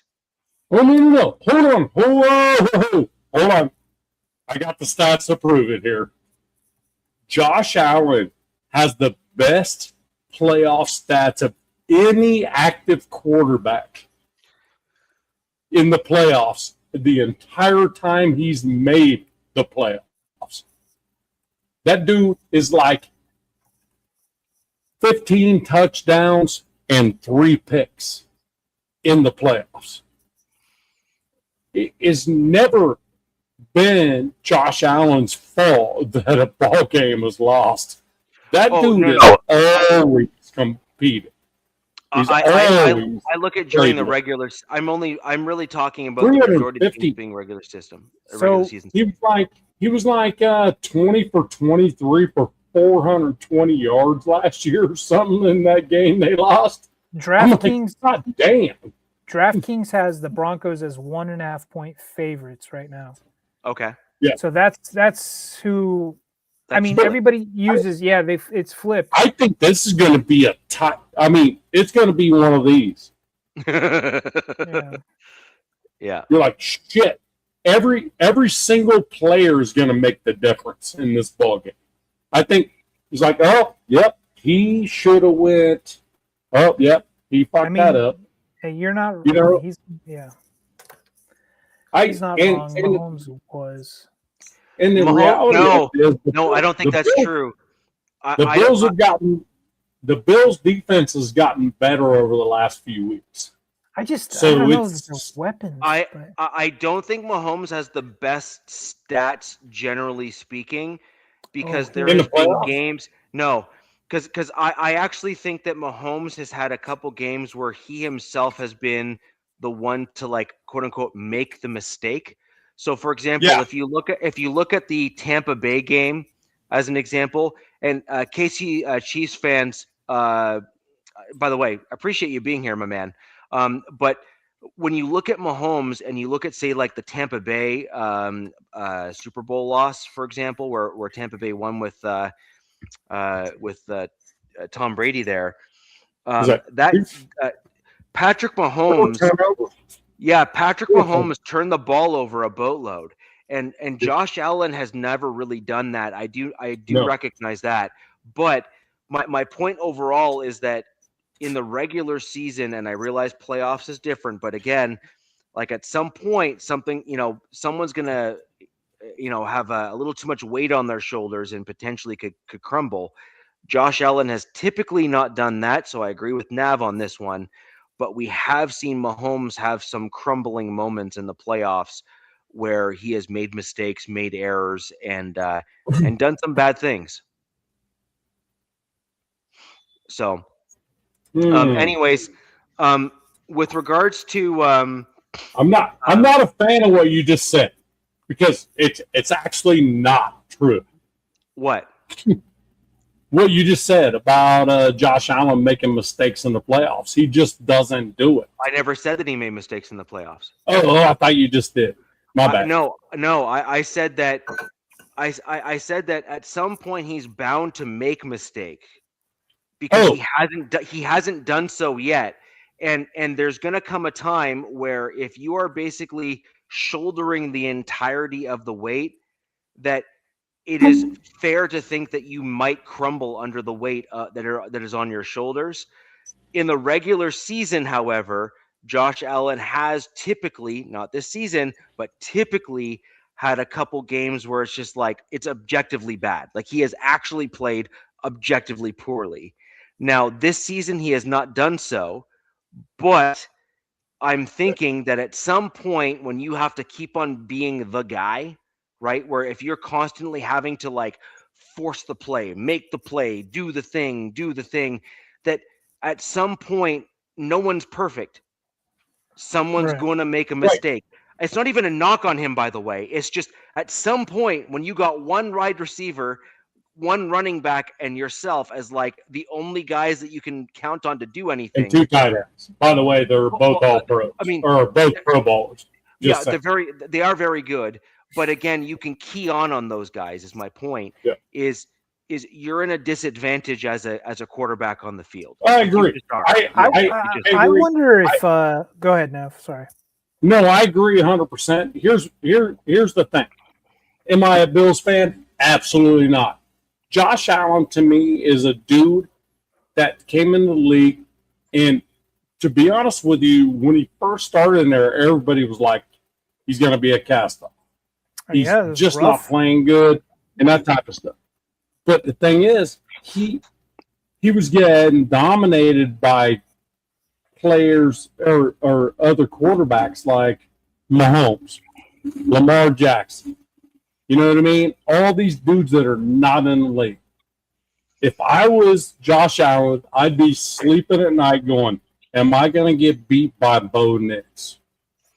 That would be what I would go to bed thinking.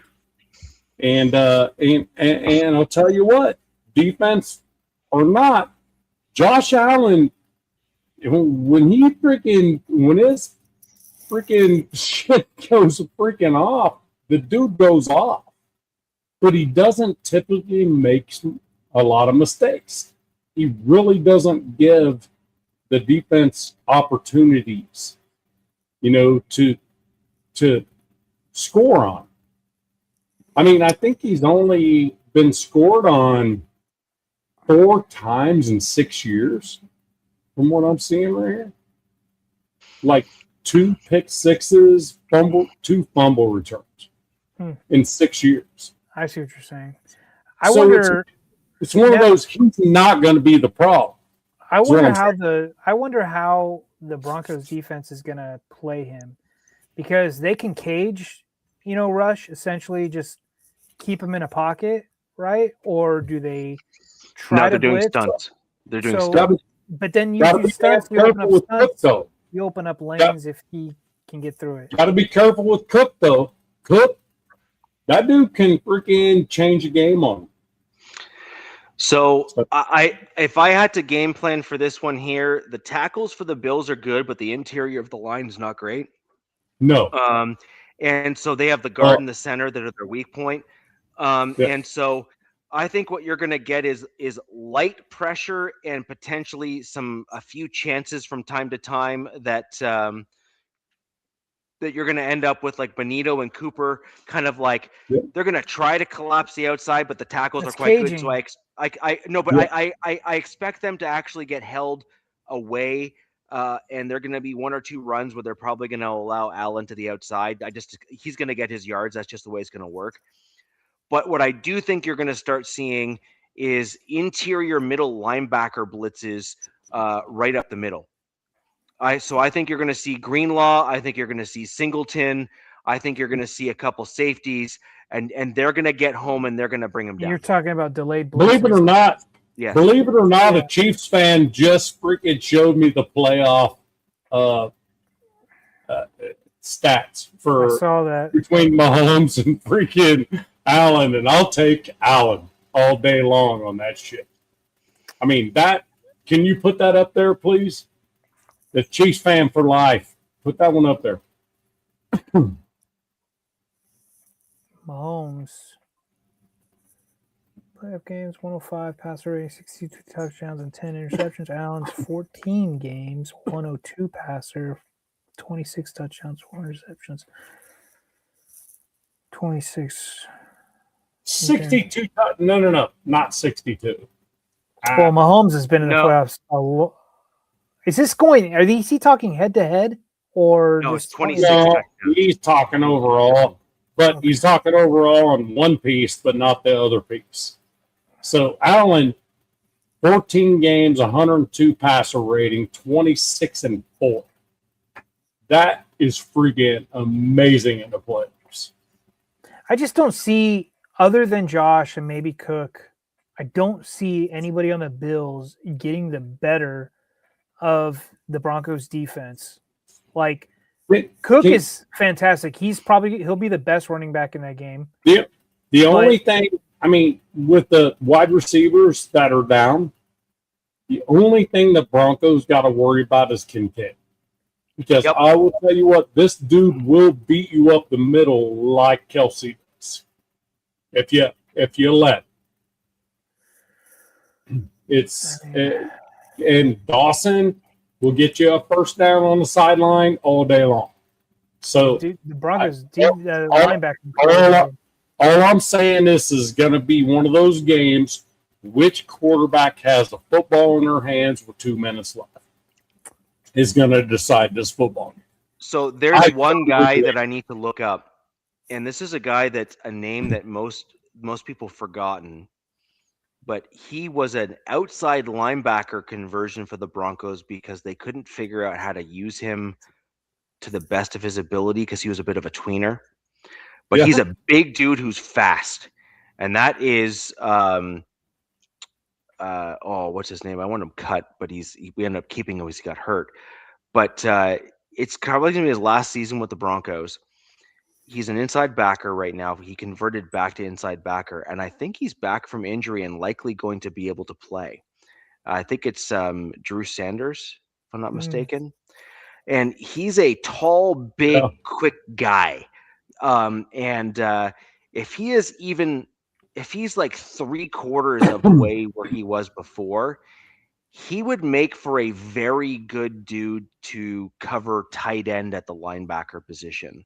He would make for a great like hybrid heavy set, like when you have the heavier sets rather than going to nickel or dime, going to like the base style packages, or you'd have him cover a tight end rather than say like a safety, for example. And he's a good dude to put in that, that kind of thing. But he gets hurt a lot. I have a question for you, Rich. Yep. Do you feel comfortable if the game is down to 1 score and Josh Allen has the ball 2 minutes with 2 timeouts on their own 20? Do you feel comfortable with that? I do. Actually. Okay. I do. I feel like it's going to come down to who has the ball last. If this is one of those scenarios where Vance Joseph right now is in an interview process and he wants to prove himself, yes, I do. Because I think Vance Joseph is basically 1 foot out the door right now for a head coaching position. Wasn't he your head coach like a few years ago? Great day at practice. 5-win team, but great day at practice. I just can't see him as a head coach again. He's not that guy, bro. No, but he's learned a lot. And he's always gotten a lot out of his players, and he's a player's coach. And I think that makes for a good head coach, so long as he's learned his lessons from the nonsense that he tried to pull as a head coach before. Now, we'll wait and see. Does he have the mental mindset to basically say, I messed up and now I'm going to do better? We'll see. I'm seeing some mistakes on the defensive side of the ball. I got nothing that are leaving me with some pause. We'll just put it that way. But overall, I do think that we could do that with the guys we've gotten back now, and Vance Joseph as the defensive coordinator. Greenlaw is actually a pretty big difference maker because he's a coverage guy that would bode well for our coverage of tight ends as well as stopping the run. Singleton, as much as other Broncos fans like to crap all over him, he is like wicked instinctual in terms of how he plays the game. And Broncos fans don't give him enough credit for what he does throughout the game. They just like to point like the 1 or 2 plays where he makes a mistake. and then they basically tried to extrapolate that as the entire game. But when you actually look at what he's doing, he is way better than what most Broncos fans give him credit for. He's also tough as nails. I'm sticking my score, but I could see like by halftime, I could see the Broncos up like, I could see them up, 14-0 at half. I could see something like that, and I could see where it forces Josh to have to make plays, and they better be ahead. I'm telling you, if they're not ahead, that's going to be a problem at halftime. Yeah. Yeah, I agree. And if the Broncos aren't ahead, what is going to be really interesting if Sean can actually restrain himself. I'm not sure if he can though, because this is a Sean Payton problem. But to resist the temptation to go pure pass. Mm-hmm. The way to come back actually against the Bills is to do the exact opposite, right? Which is to basically like drive the ball running down the field and get yourself into the end zone and basically take chunk time off the clock. So if you're down by, say, a score, drive yourself down the field through largely running the ball, wearing them down, chewing out the clock. You're doing two things, right? You're getting yourself back in the ball game, but then you're also keeping Josh Allen on the bench. It's kind of like the old, like, how do you try to beat Mahomes? Well, ideally, you keep him on the bench. That was better said than done back when he was in his heyday, because the Chiefs had such a well-rounded team that you were done basically either way. but that's how I think you can put to bed or put to rest the Bills. I do think honestly and truly that the Bills are, unfortunately for Josh Allen, because I actually really like the dude. The dude's awesome. Like he is such a great, he just seems like a genuinely nice person. And he also is definitely a skilled quarterback. My issue is that I just think they have too many injuries to overcome. That's my issue too. I just think that they just have too many injuries to overcome for my Broncos that are coming back healthier almost than they have been the entire season, with the exception of two players. That's J.K. Dobbins and Brandon Jones. Yeah, it seems like you'd have to make the AFC Championship for Dobbins. Yeah, right? But yes, exactly. But aside from those two players, we're getting other guys back that were not available to us throughout the majority of the season, and I think that that's going to make a bit of a difference, more so than what a lot of non-Broncos fans and also some Broncos fans that are just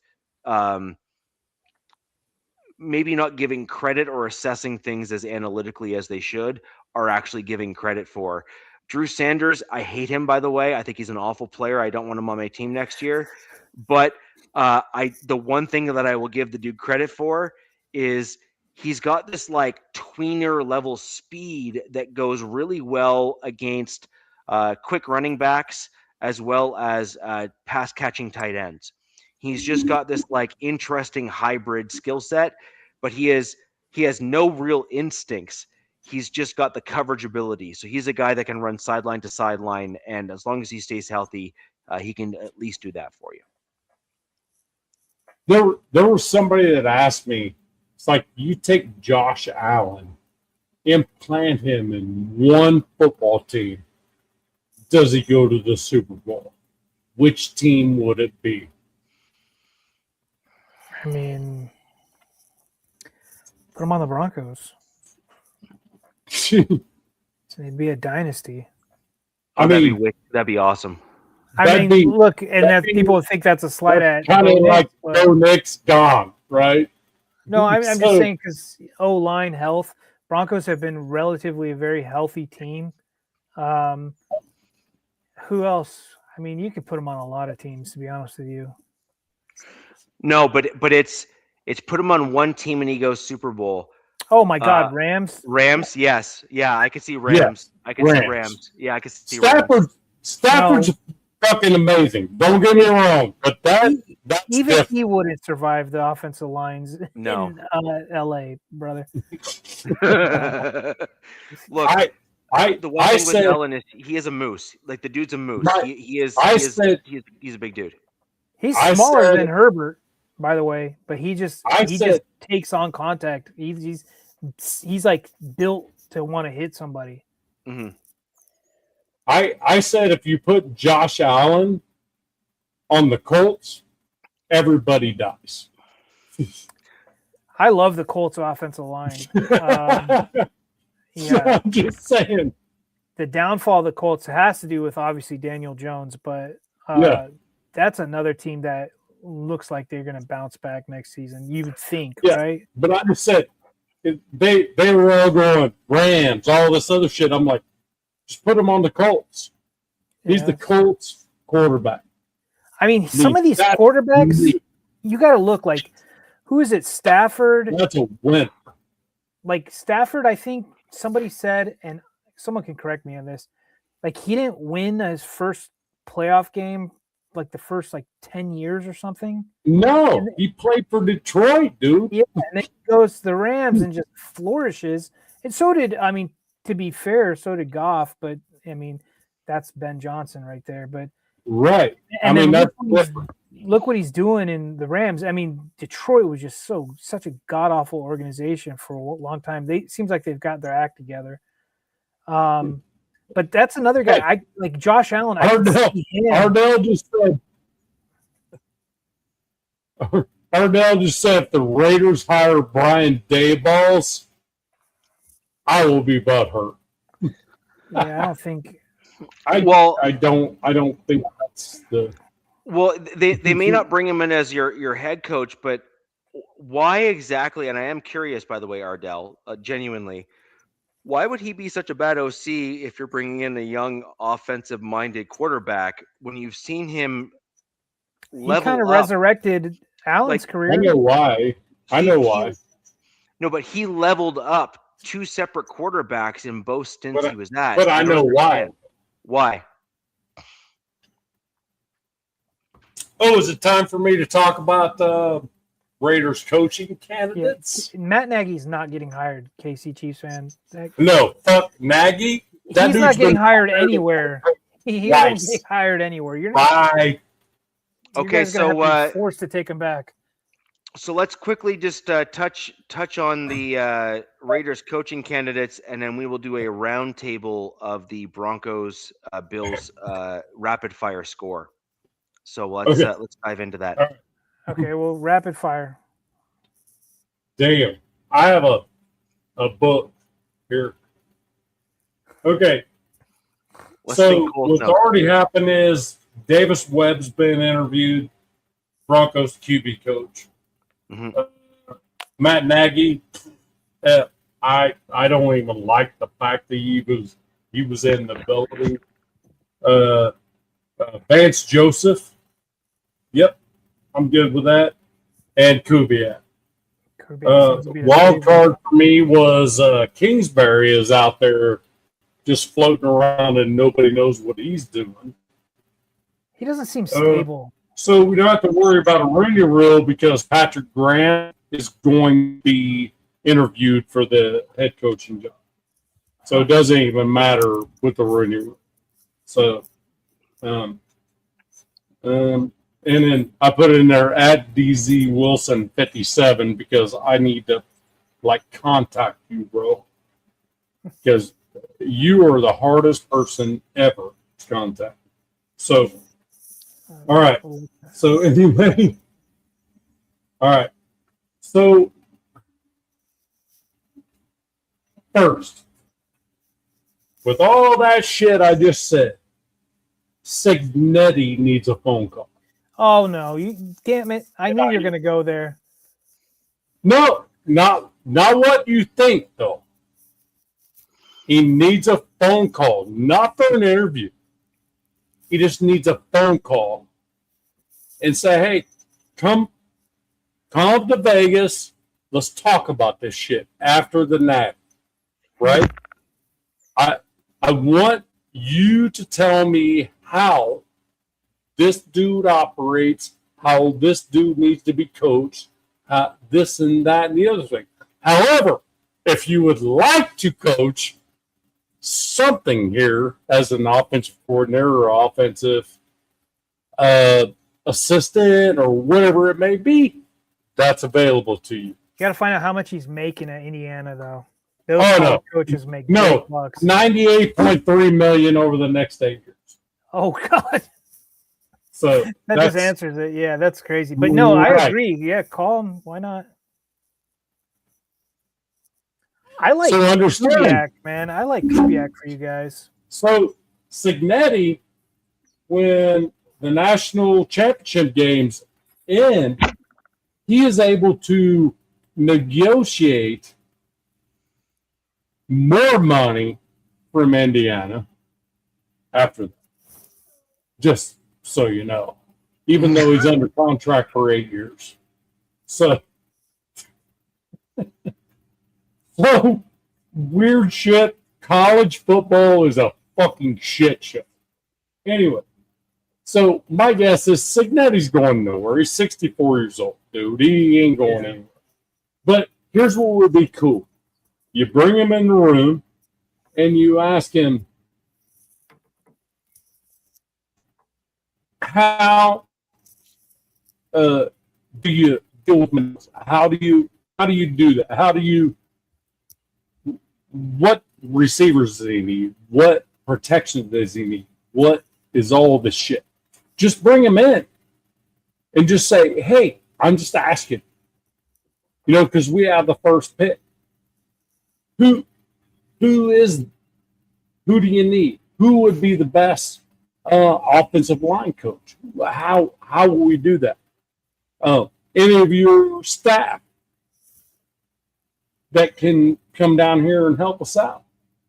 You know what I mean? Why wouldn't you? Why wouldn't you do that shit? What makes Mendoza tick? Pick his brain. What makes him tick? Yeah, get some dudes. I mean, look, maybe the Raiders can poach. Maybe the Raiders poach a few coaches off the Indiana team.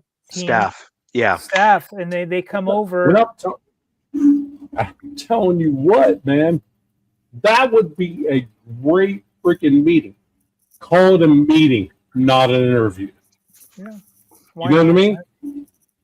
So, and what will that do for Cignetti? Because every year he gets to negotiate his contract. He just got an interview with an NFL team. He can negotiate more money next year. And, oh, by the way, he has Fernando Mendoza's little brother as the successor for next year. Does he really? Yes. His little brother is the QB2. Oh, wow. I just saw that Drake May is going back to college. So, I don't know who's going to be the number 2 pick now. I have no clue. But that's my thing. It's like Cignetti's getting another Mendoza next year. Technically he is. We'll see if they're on the same par with each other. Oh, they are actually pretty damn good, both of them. That's gonna be wild if both brothers are. Oh, Jesus. So here's another thing. He might as well. He's going to the Jets. I mean, there you go. He might as well. I think it's more of a meeting with Cignetti than it would be an interview. It's like, hey, look, we're thinking about getting your freaking star quarterback, number 1 pick. Tell us what we need to know. What coach do we need to hire? What do we need to do? Blah, blah, blah. It'd be stupid if the Raiders don't make that phone call, in my opinion. Some of the stories I've heard that what NFL teams do digging into players is pretty wild. Like they will talk to his PE teacher from 6th grade and ask him what did this kid do? Do you remember? It's wild what they know and what they ask. And yeah, it's like this dude was freaking a 6-year-old and just freaking blowing my mind on the work ethic. You know what I mean? But the thing is, with Cignetti, it's kind of like, what makes him tick? Tell me what I need to do in this organization if I draft him number 1. What do I need to put in place? What kind of coach I need? It'd be stupid for him not to talk to Cignetti. So that being said, so we're talking about coaches for the Raiders.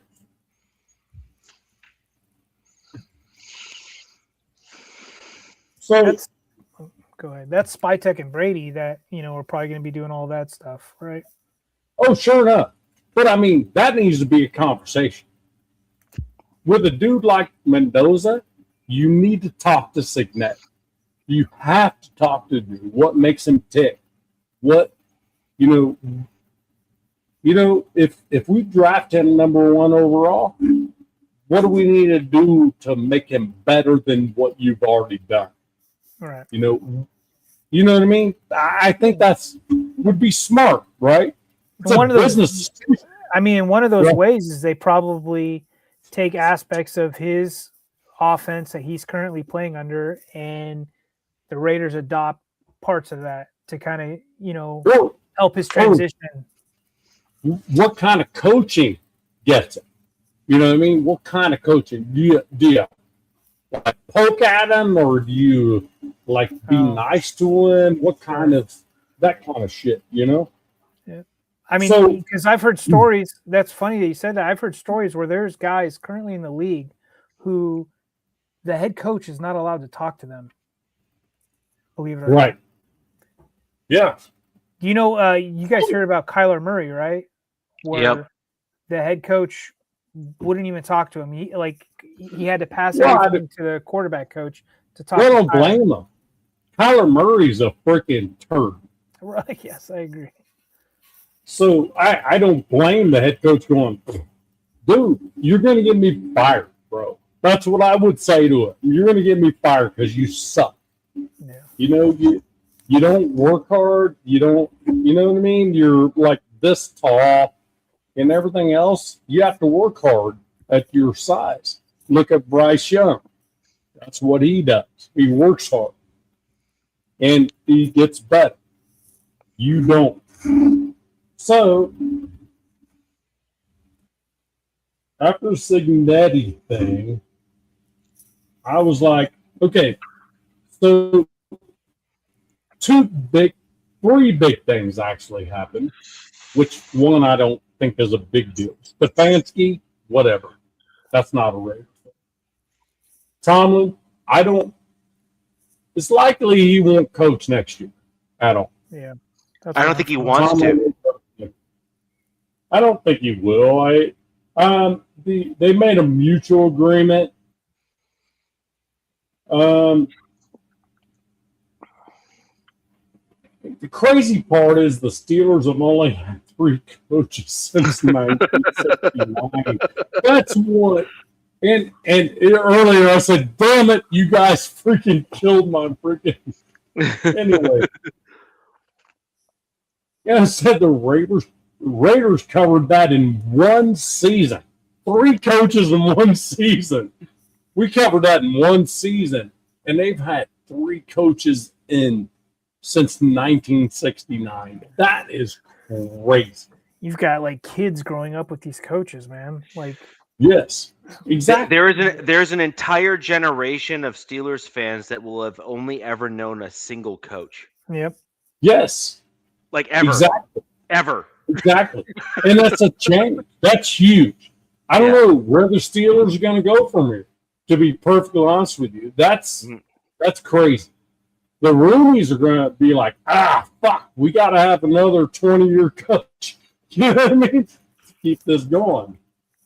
So here's the thing I think for the Raiders. And damn it, don't freaking hang me on this.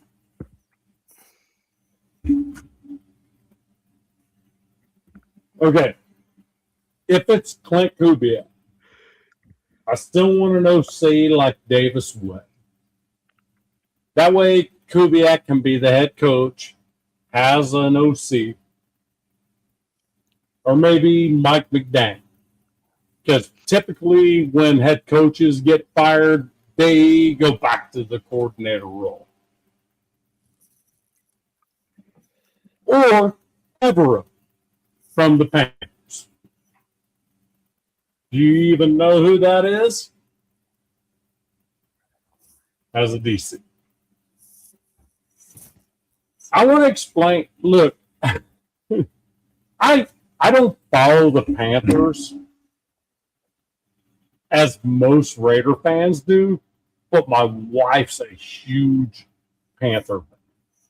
This dude Everett has nobody on that defense, and they actually freaking are a great defense.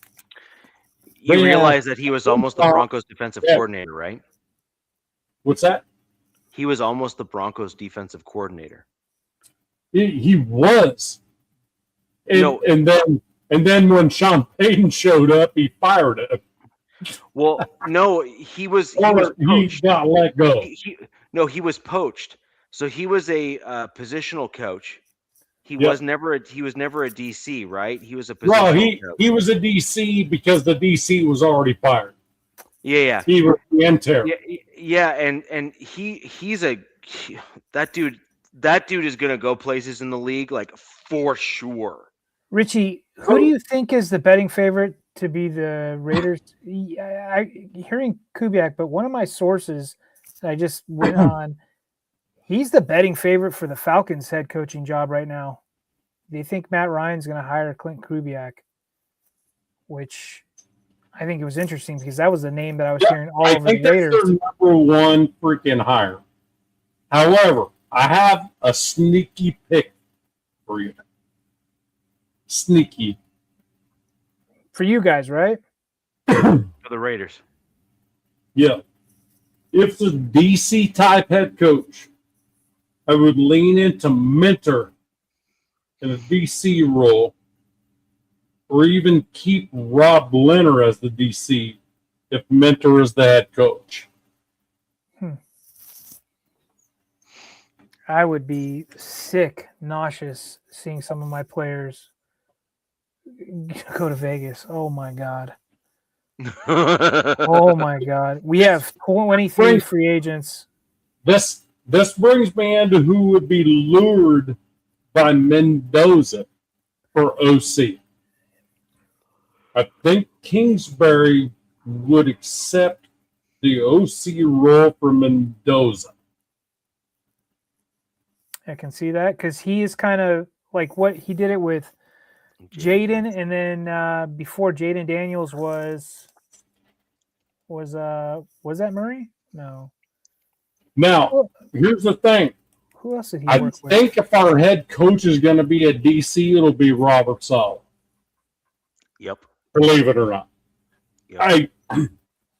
It just is aiming that direction, but it still goes to that. And my thing is this. What it's going to come down to is we have number one overall. Yep. Our head coach is going to determine where we're going with that pick, right? So my thought process is if it's Kubiak, there's no question it's going to be Mendoza. But if you get a DC type head coach, I don't care if it's Flores. I don't care if it's freaking Chris Shula. I don't give a shit who it is. I don't care. I mean, the thing about it is you get OCs across the board. Kingsbury, Kingsbury makes sense. Most of the OCs are not going to laterally move to another coordinator position. So that makes it a little bit. Kingsbury went from Kyler Murray, then to Caleb Williams, and then to Jaden Daniels. So he's kind of been that young, mentoring these young quarterbacks. I mean, he did it with Caleb at USC, but that would probably be something the organization would want to pair with their young quarterback, is a guy that's familiar with that. Did you hear that Kingsbury asked to walk away from the Commanders? Yes, he did.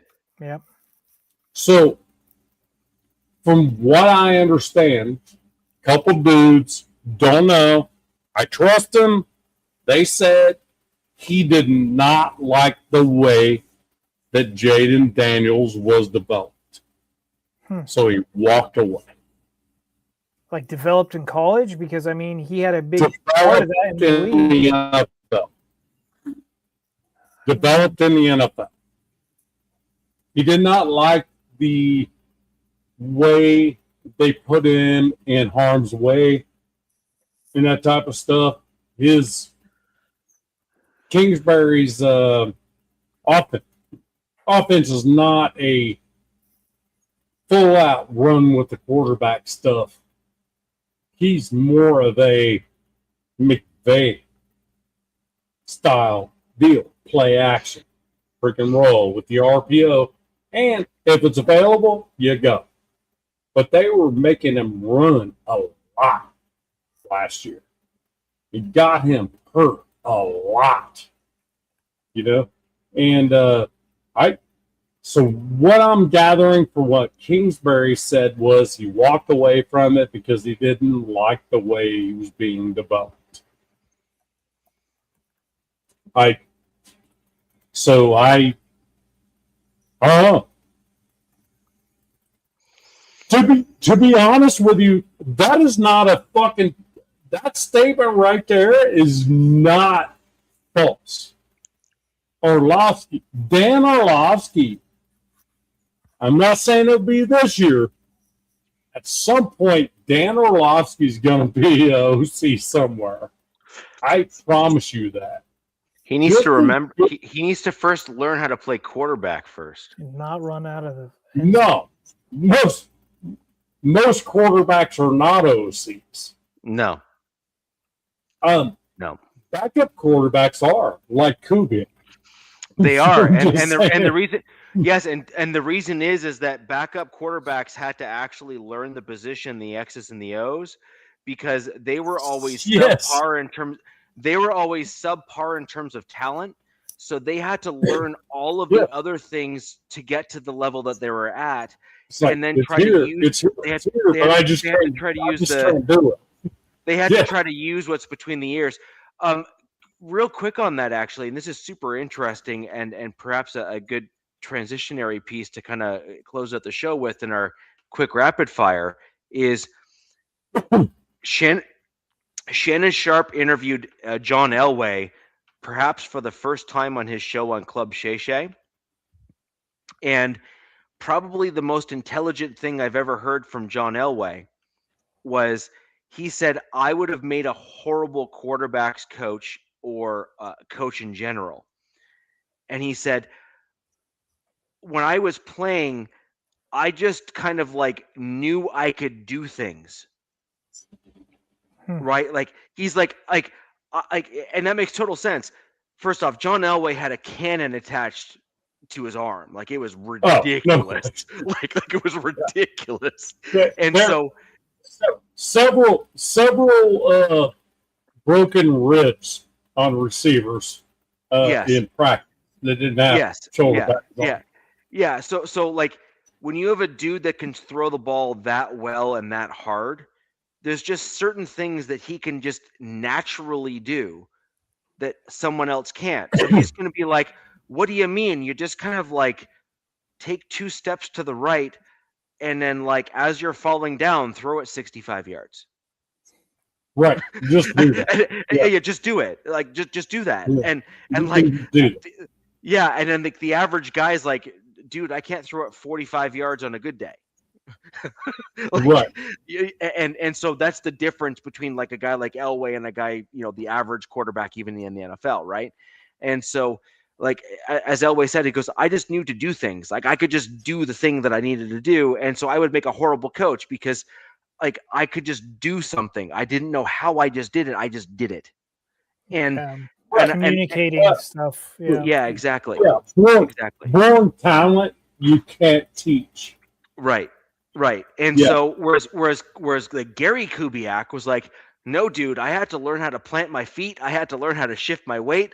I had to learn how to like like I had to learn how to like do all these things. And then of course Elway's like, either I just did that stuff naturally and didn't know it, or B, I just had so much God-given talent it just didn't matter. Right? Like like Ben Johnson. Ben Johnson. There was a clip the other day. Ben Johnson says, Caleb, look, all you have to do is turn to your left, look here, know that your receiver is going to be here. Yes. Turn and throw the damn thing. You don't have to know. Yes. He's going to be there. You know, I love Ben Johnson said that to him. He's going to be there. Do we get any hirings? He's going to be there. Yeah. If he's not there, it's going to be a penalty because he's being held. He's being held. Yeah, yes, exactly. He's going to get any head coaches hired by next show? What's that? Do you think we get any head coaching hires by next show? No. I don't think it's going to happen until after the national championship game, to be honest with you. Because, to be honest with you, the Miami head coach is probably looking to go into the NFL. Cristobal? Yeah, Cristobal's probably headed back to the NFL. So I don't see a lot of movement in the next week. I see a lot of interviews. Yeah. But the thing about it is, until we get to the Super Bowl, to be honest with you, we don't know who's available because you can't mess with the dudes. The only reason Kubiak was touchable is because they had a bye week. True. You know, so. I think by Friday you're going to have one team hire the guy that they like if they're not in like the playoffs this deep. I think they're going to bring in their guy. So I think by Friday of like, so you have the, like, for the next show, I think by the Friday after the next show, there'll be maybe 2 coaches that'll be hired. And that's because the teams like guys that aren't in the playoffs. And by the way, there's a method to that madness as well, which is if you bring in your coach that early, then that coach can start like putting together and making the calls to get their staff in. And I actually think that that's a smart move from those organizations. However, on the flip side of that is if you're a head coach, if you're an organization that actually prefers and wants a guy that's in the playoffs still, you're going to simply just hold off and wait. So I think they're going to have like 2, maybe 3 head coaches that'll start getting knocked off on like Thursday and Friday. And then I think you're going to have the remainder that'll be like the week after, where some of the coordinators that they like that are still in the playoffs that have been interviewed, then you'll get the next wave. So it'll be like after the next show and then perhaps after the show after that kind of thing. But I do think we've kind of gone on long enough. I'd like to thank all of the folks for joining us tonight. We're going to quickly close out the show with a bit of a rapid fire in our score predictions. DZ, let's give your score prediction one more time for the Broncos-Bills game, because that is my team is the only team currently right now there. What's your score for the game? Got it tight. Super tight. That reflects the odds, and it flipped from Bills being 1.5 point favorites to now 1.5 point road dogs. Yeah, I've got this game going into overtime. That's my hot take. I've got the Broncos taking it, after both teams have possession. I think the Broncos get a field goal and win this 23-20. Okay. Now, man, what do you got? What do you got for us here in terms of score? I don't think it's going to go that high. I don't think it's going to overtime. I think it's going to be. Damn it! I said a number earlier, and just don't think it's the right number. So, I think it's 2016 Bills. Okay, 2016 Bills. Okay. So, I think Josh Allen gets the ball at the end of the ball game, and it's done deal. Richie? So I have 2 predictions for my score. I think that this is going to be I I think Sean Payton's going to pull some tricks out here in this game. The last 2 games that we played against both the Chiefs and the Chargers, he has intentionally done some things to obfuscate his offensive game plans and not put that much on film. He's intentionally kind of put out very basic versions of offensive concepts without any additional oomph, if that makes sense. And I think that that's going to cause some problems for the Bills defense in terms of what Sean Payton's going to put on the field. My score prediction is 24-19 Broncos. I do think the Broncos take this one. I do also think that this is a run-heavy version of my Broncos with jumbo sets and other things involved as well. And my last part of this prediction is I think with that score, I believe McDermott also gets fired. Yeah, I tend to agree as well. Bills lose. McDermott's gone. No. I don't necessarily think that Bills lose, McDermott's gone. But I think if it's 24-19, where you have a bit of a spread, where it's more than like a last minute, chance field goal. No, McDermott's gone. Okay. All right. My buddy's a Bills fan. He's like, no, there's no way. If this dude doesn't make the freak go to the Super Bowl, he is done. Cool. And this is the year that it needs to be done too, because it's got to be done this year. Yep. Yeah. Yeah. So, anyways, my prediction is I think my Broncos win this one. I think that the Broncos also see this as a bit of a revenge game. So, unlike the other games we see the Broncos play in the last couple, I think that this has a little extra fire to it because the Broncos did not like how they got knocked out of the playoffs, or at least they didn't like how the Bills beat them the last go round, and so. I think this is a bit of a revenge game for my Denver Broncos from last season. That's another kind of added wrinkle to this, which is a bit of a revenge game, if you will, for the Broncos. And I think that needs to be factored into it as well. Either way, I am holding true. I'm going to stick with it. I think it's 24-19 Broncos, something in that general range at least. And I do think that certainly pushes McDermott out the door there in Buffalo.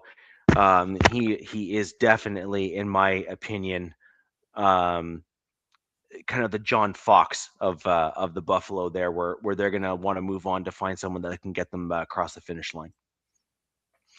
So, I guess that's a good way to go off. Raiders!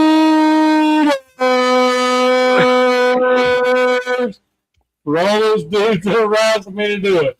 However, yeah. So I will tell you what, Richie, this is what you're gonna know if Bo Nix is the dude or not. I agree. Agree. This is basically the shot. Yeah, this is the nut up or shut up game, right? This is the one where he's got to basically do the thing. He's got to show that he can be that guy. He's got to show that he can continue to do the types of things he did against the Giants, right? He's got to show that he can make that progression. I totally agree, 100%. Yes, I also agree with this as well. RJ Harvey has much to work on, and yes, we will leave it at that. So, anywho, guys, field, dude. Yes, just run that way. Run Look, that Rich. way. For fuck's sake, dude, you're big. Dude, I haven't been in Montreal for a little bit, but I am, as you can tell from my name, the A stands for Canada. So Randy in Broncos, give me a follow on X. It's always great to meet fellow Canadian Broncos fans. Some more snow Mexicans coming out. You will also see in the future I have a Canadian Broncos flag that I'll have posted behind me that I had custom printed. That's going to be coming back as well. Please do not show that to me. I don't want to see that. Of course you do. Why? Who doesn't? But anywho, ladies and gentlemen, I'd like to thank you all for joining the show tonight. It's been fantastic. We've had a great little run here. Much love, brother. All right. Salute. So, anyways, guys, thank you very much for joining us this evening. We've had a great show. Obviously, I want the Broncos to win, but I also think that we have the team to win this particular game, in my opinion. Thanks, Nav. And we'll go ahead and see what we can do. All right. And ladies and gentlemen, until next week, where the West Side is the best side. Peace. Fast lane when I pass in the street, bag of money in the passenger seat. Simcoe's been asking for me on the road from the west to the east. Way up, I might never come down, cause the coast's racking up the flame out.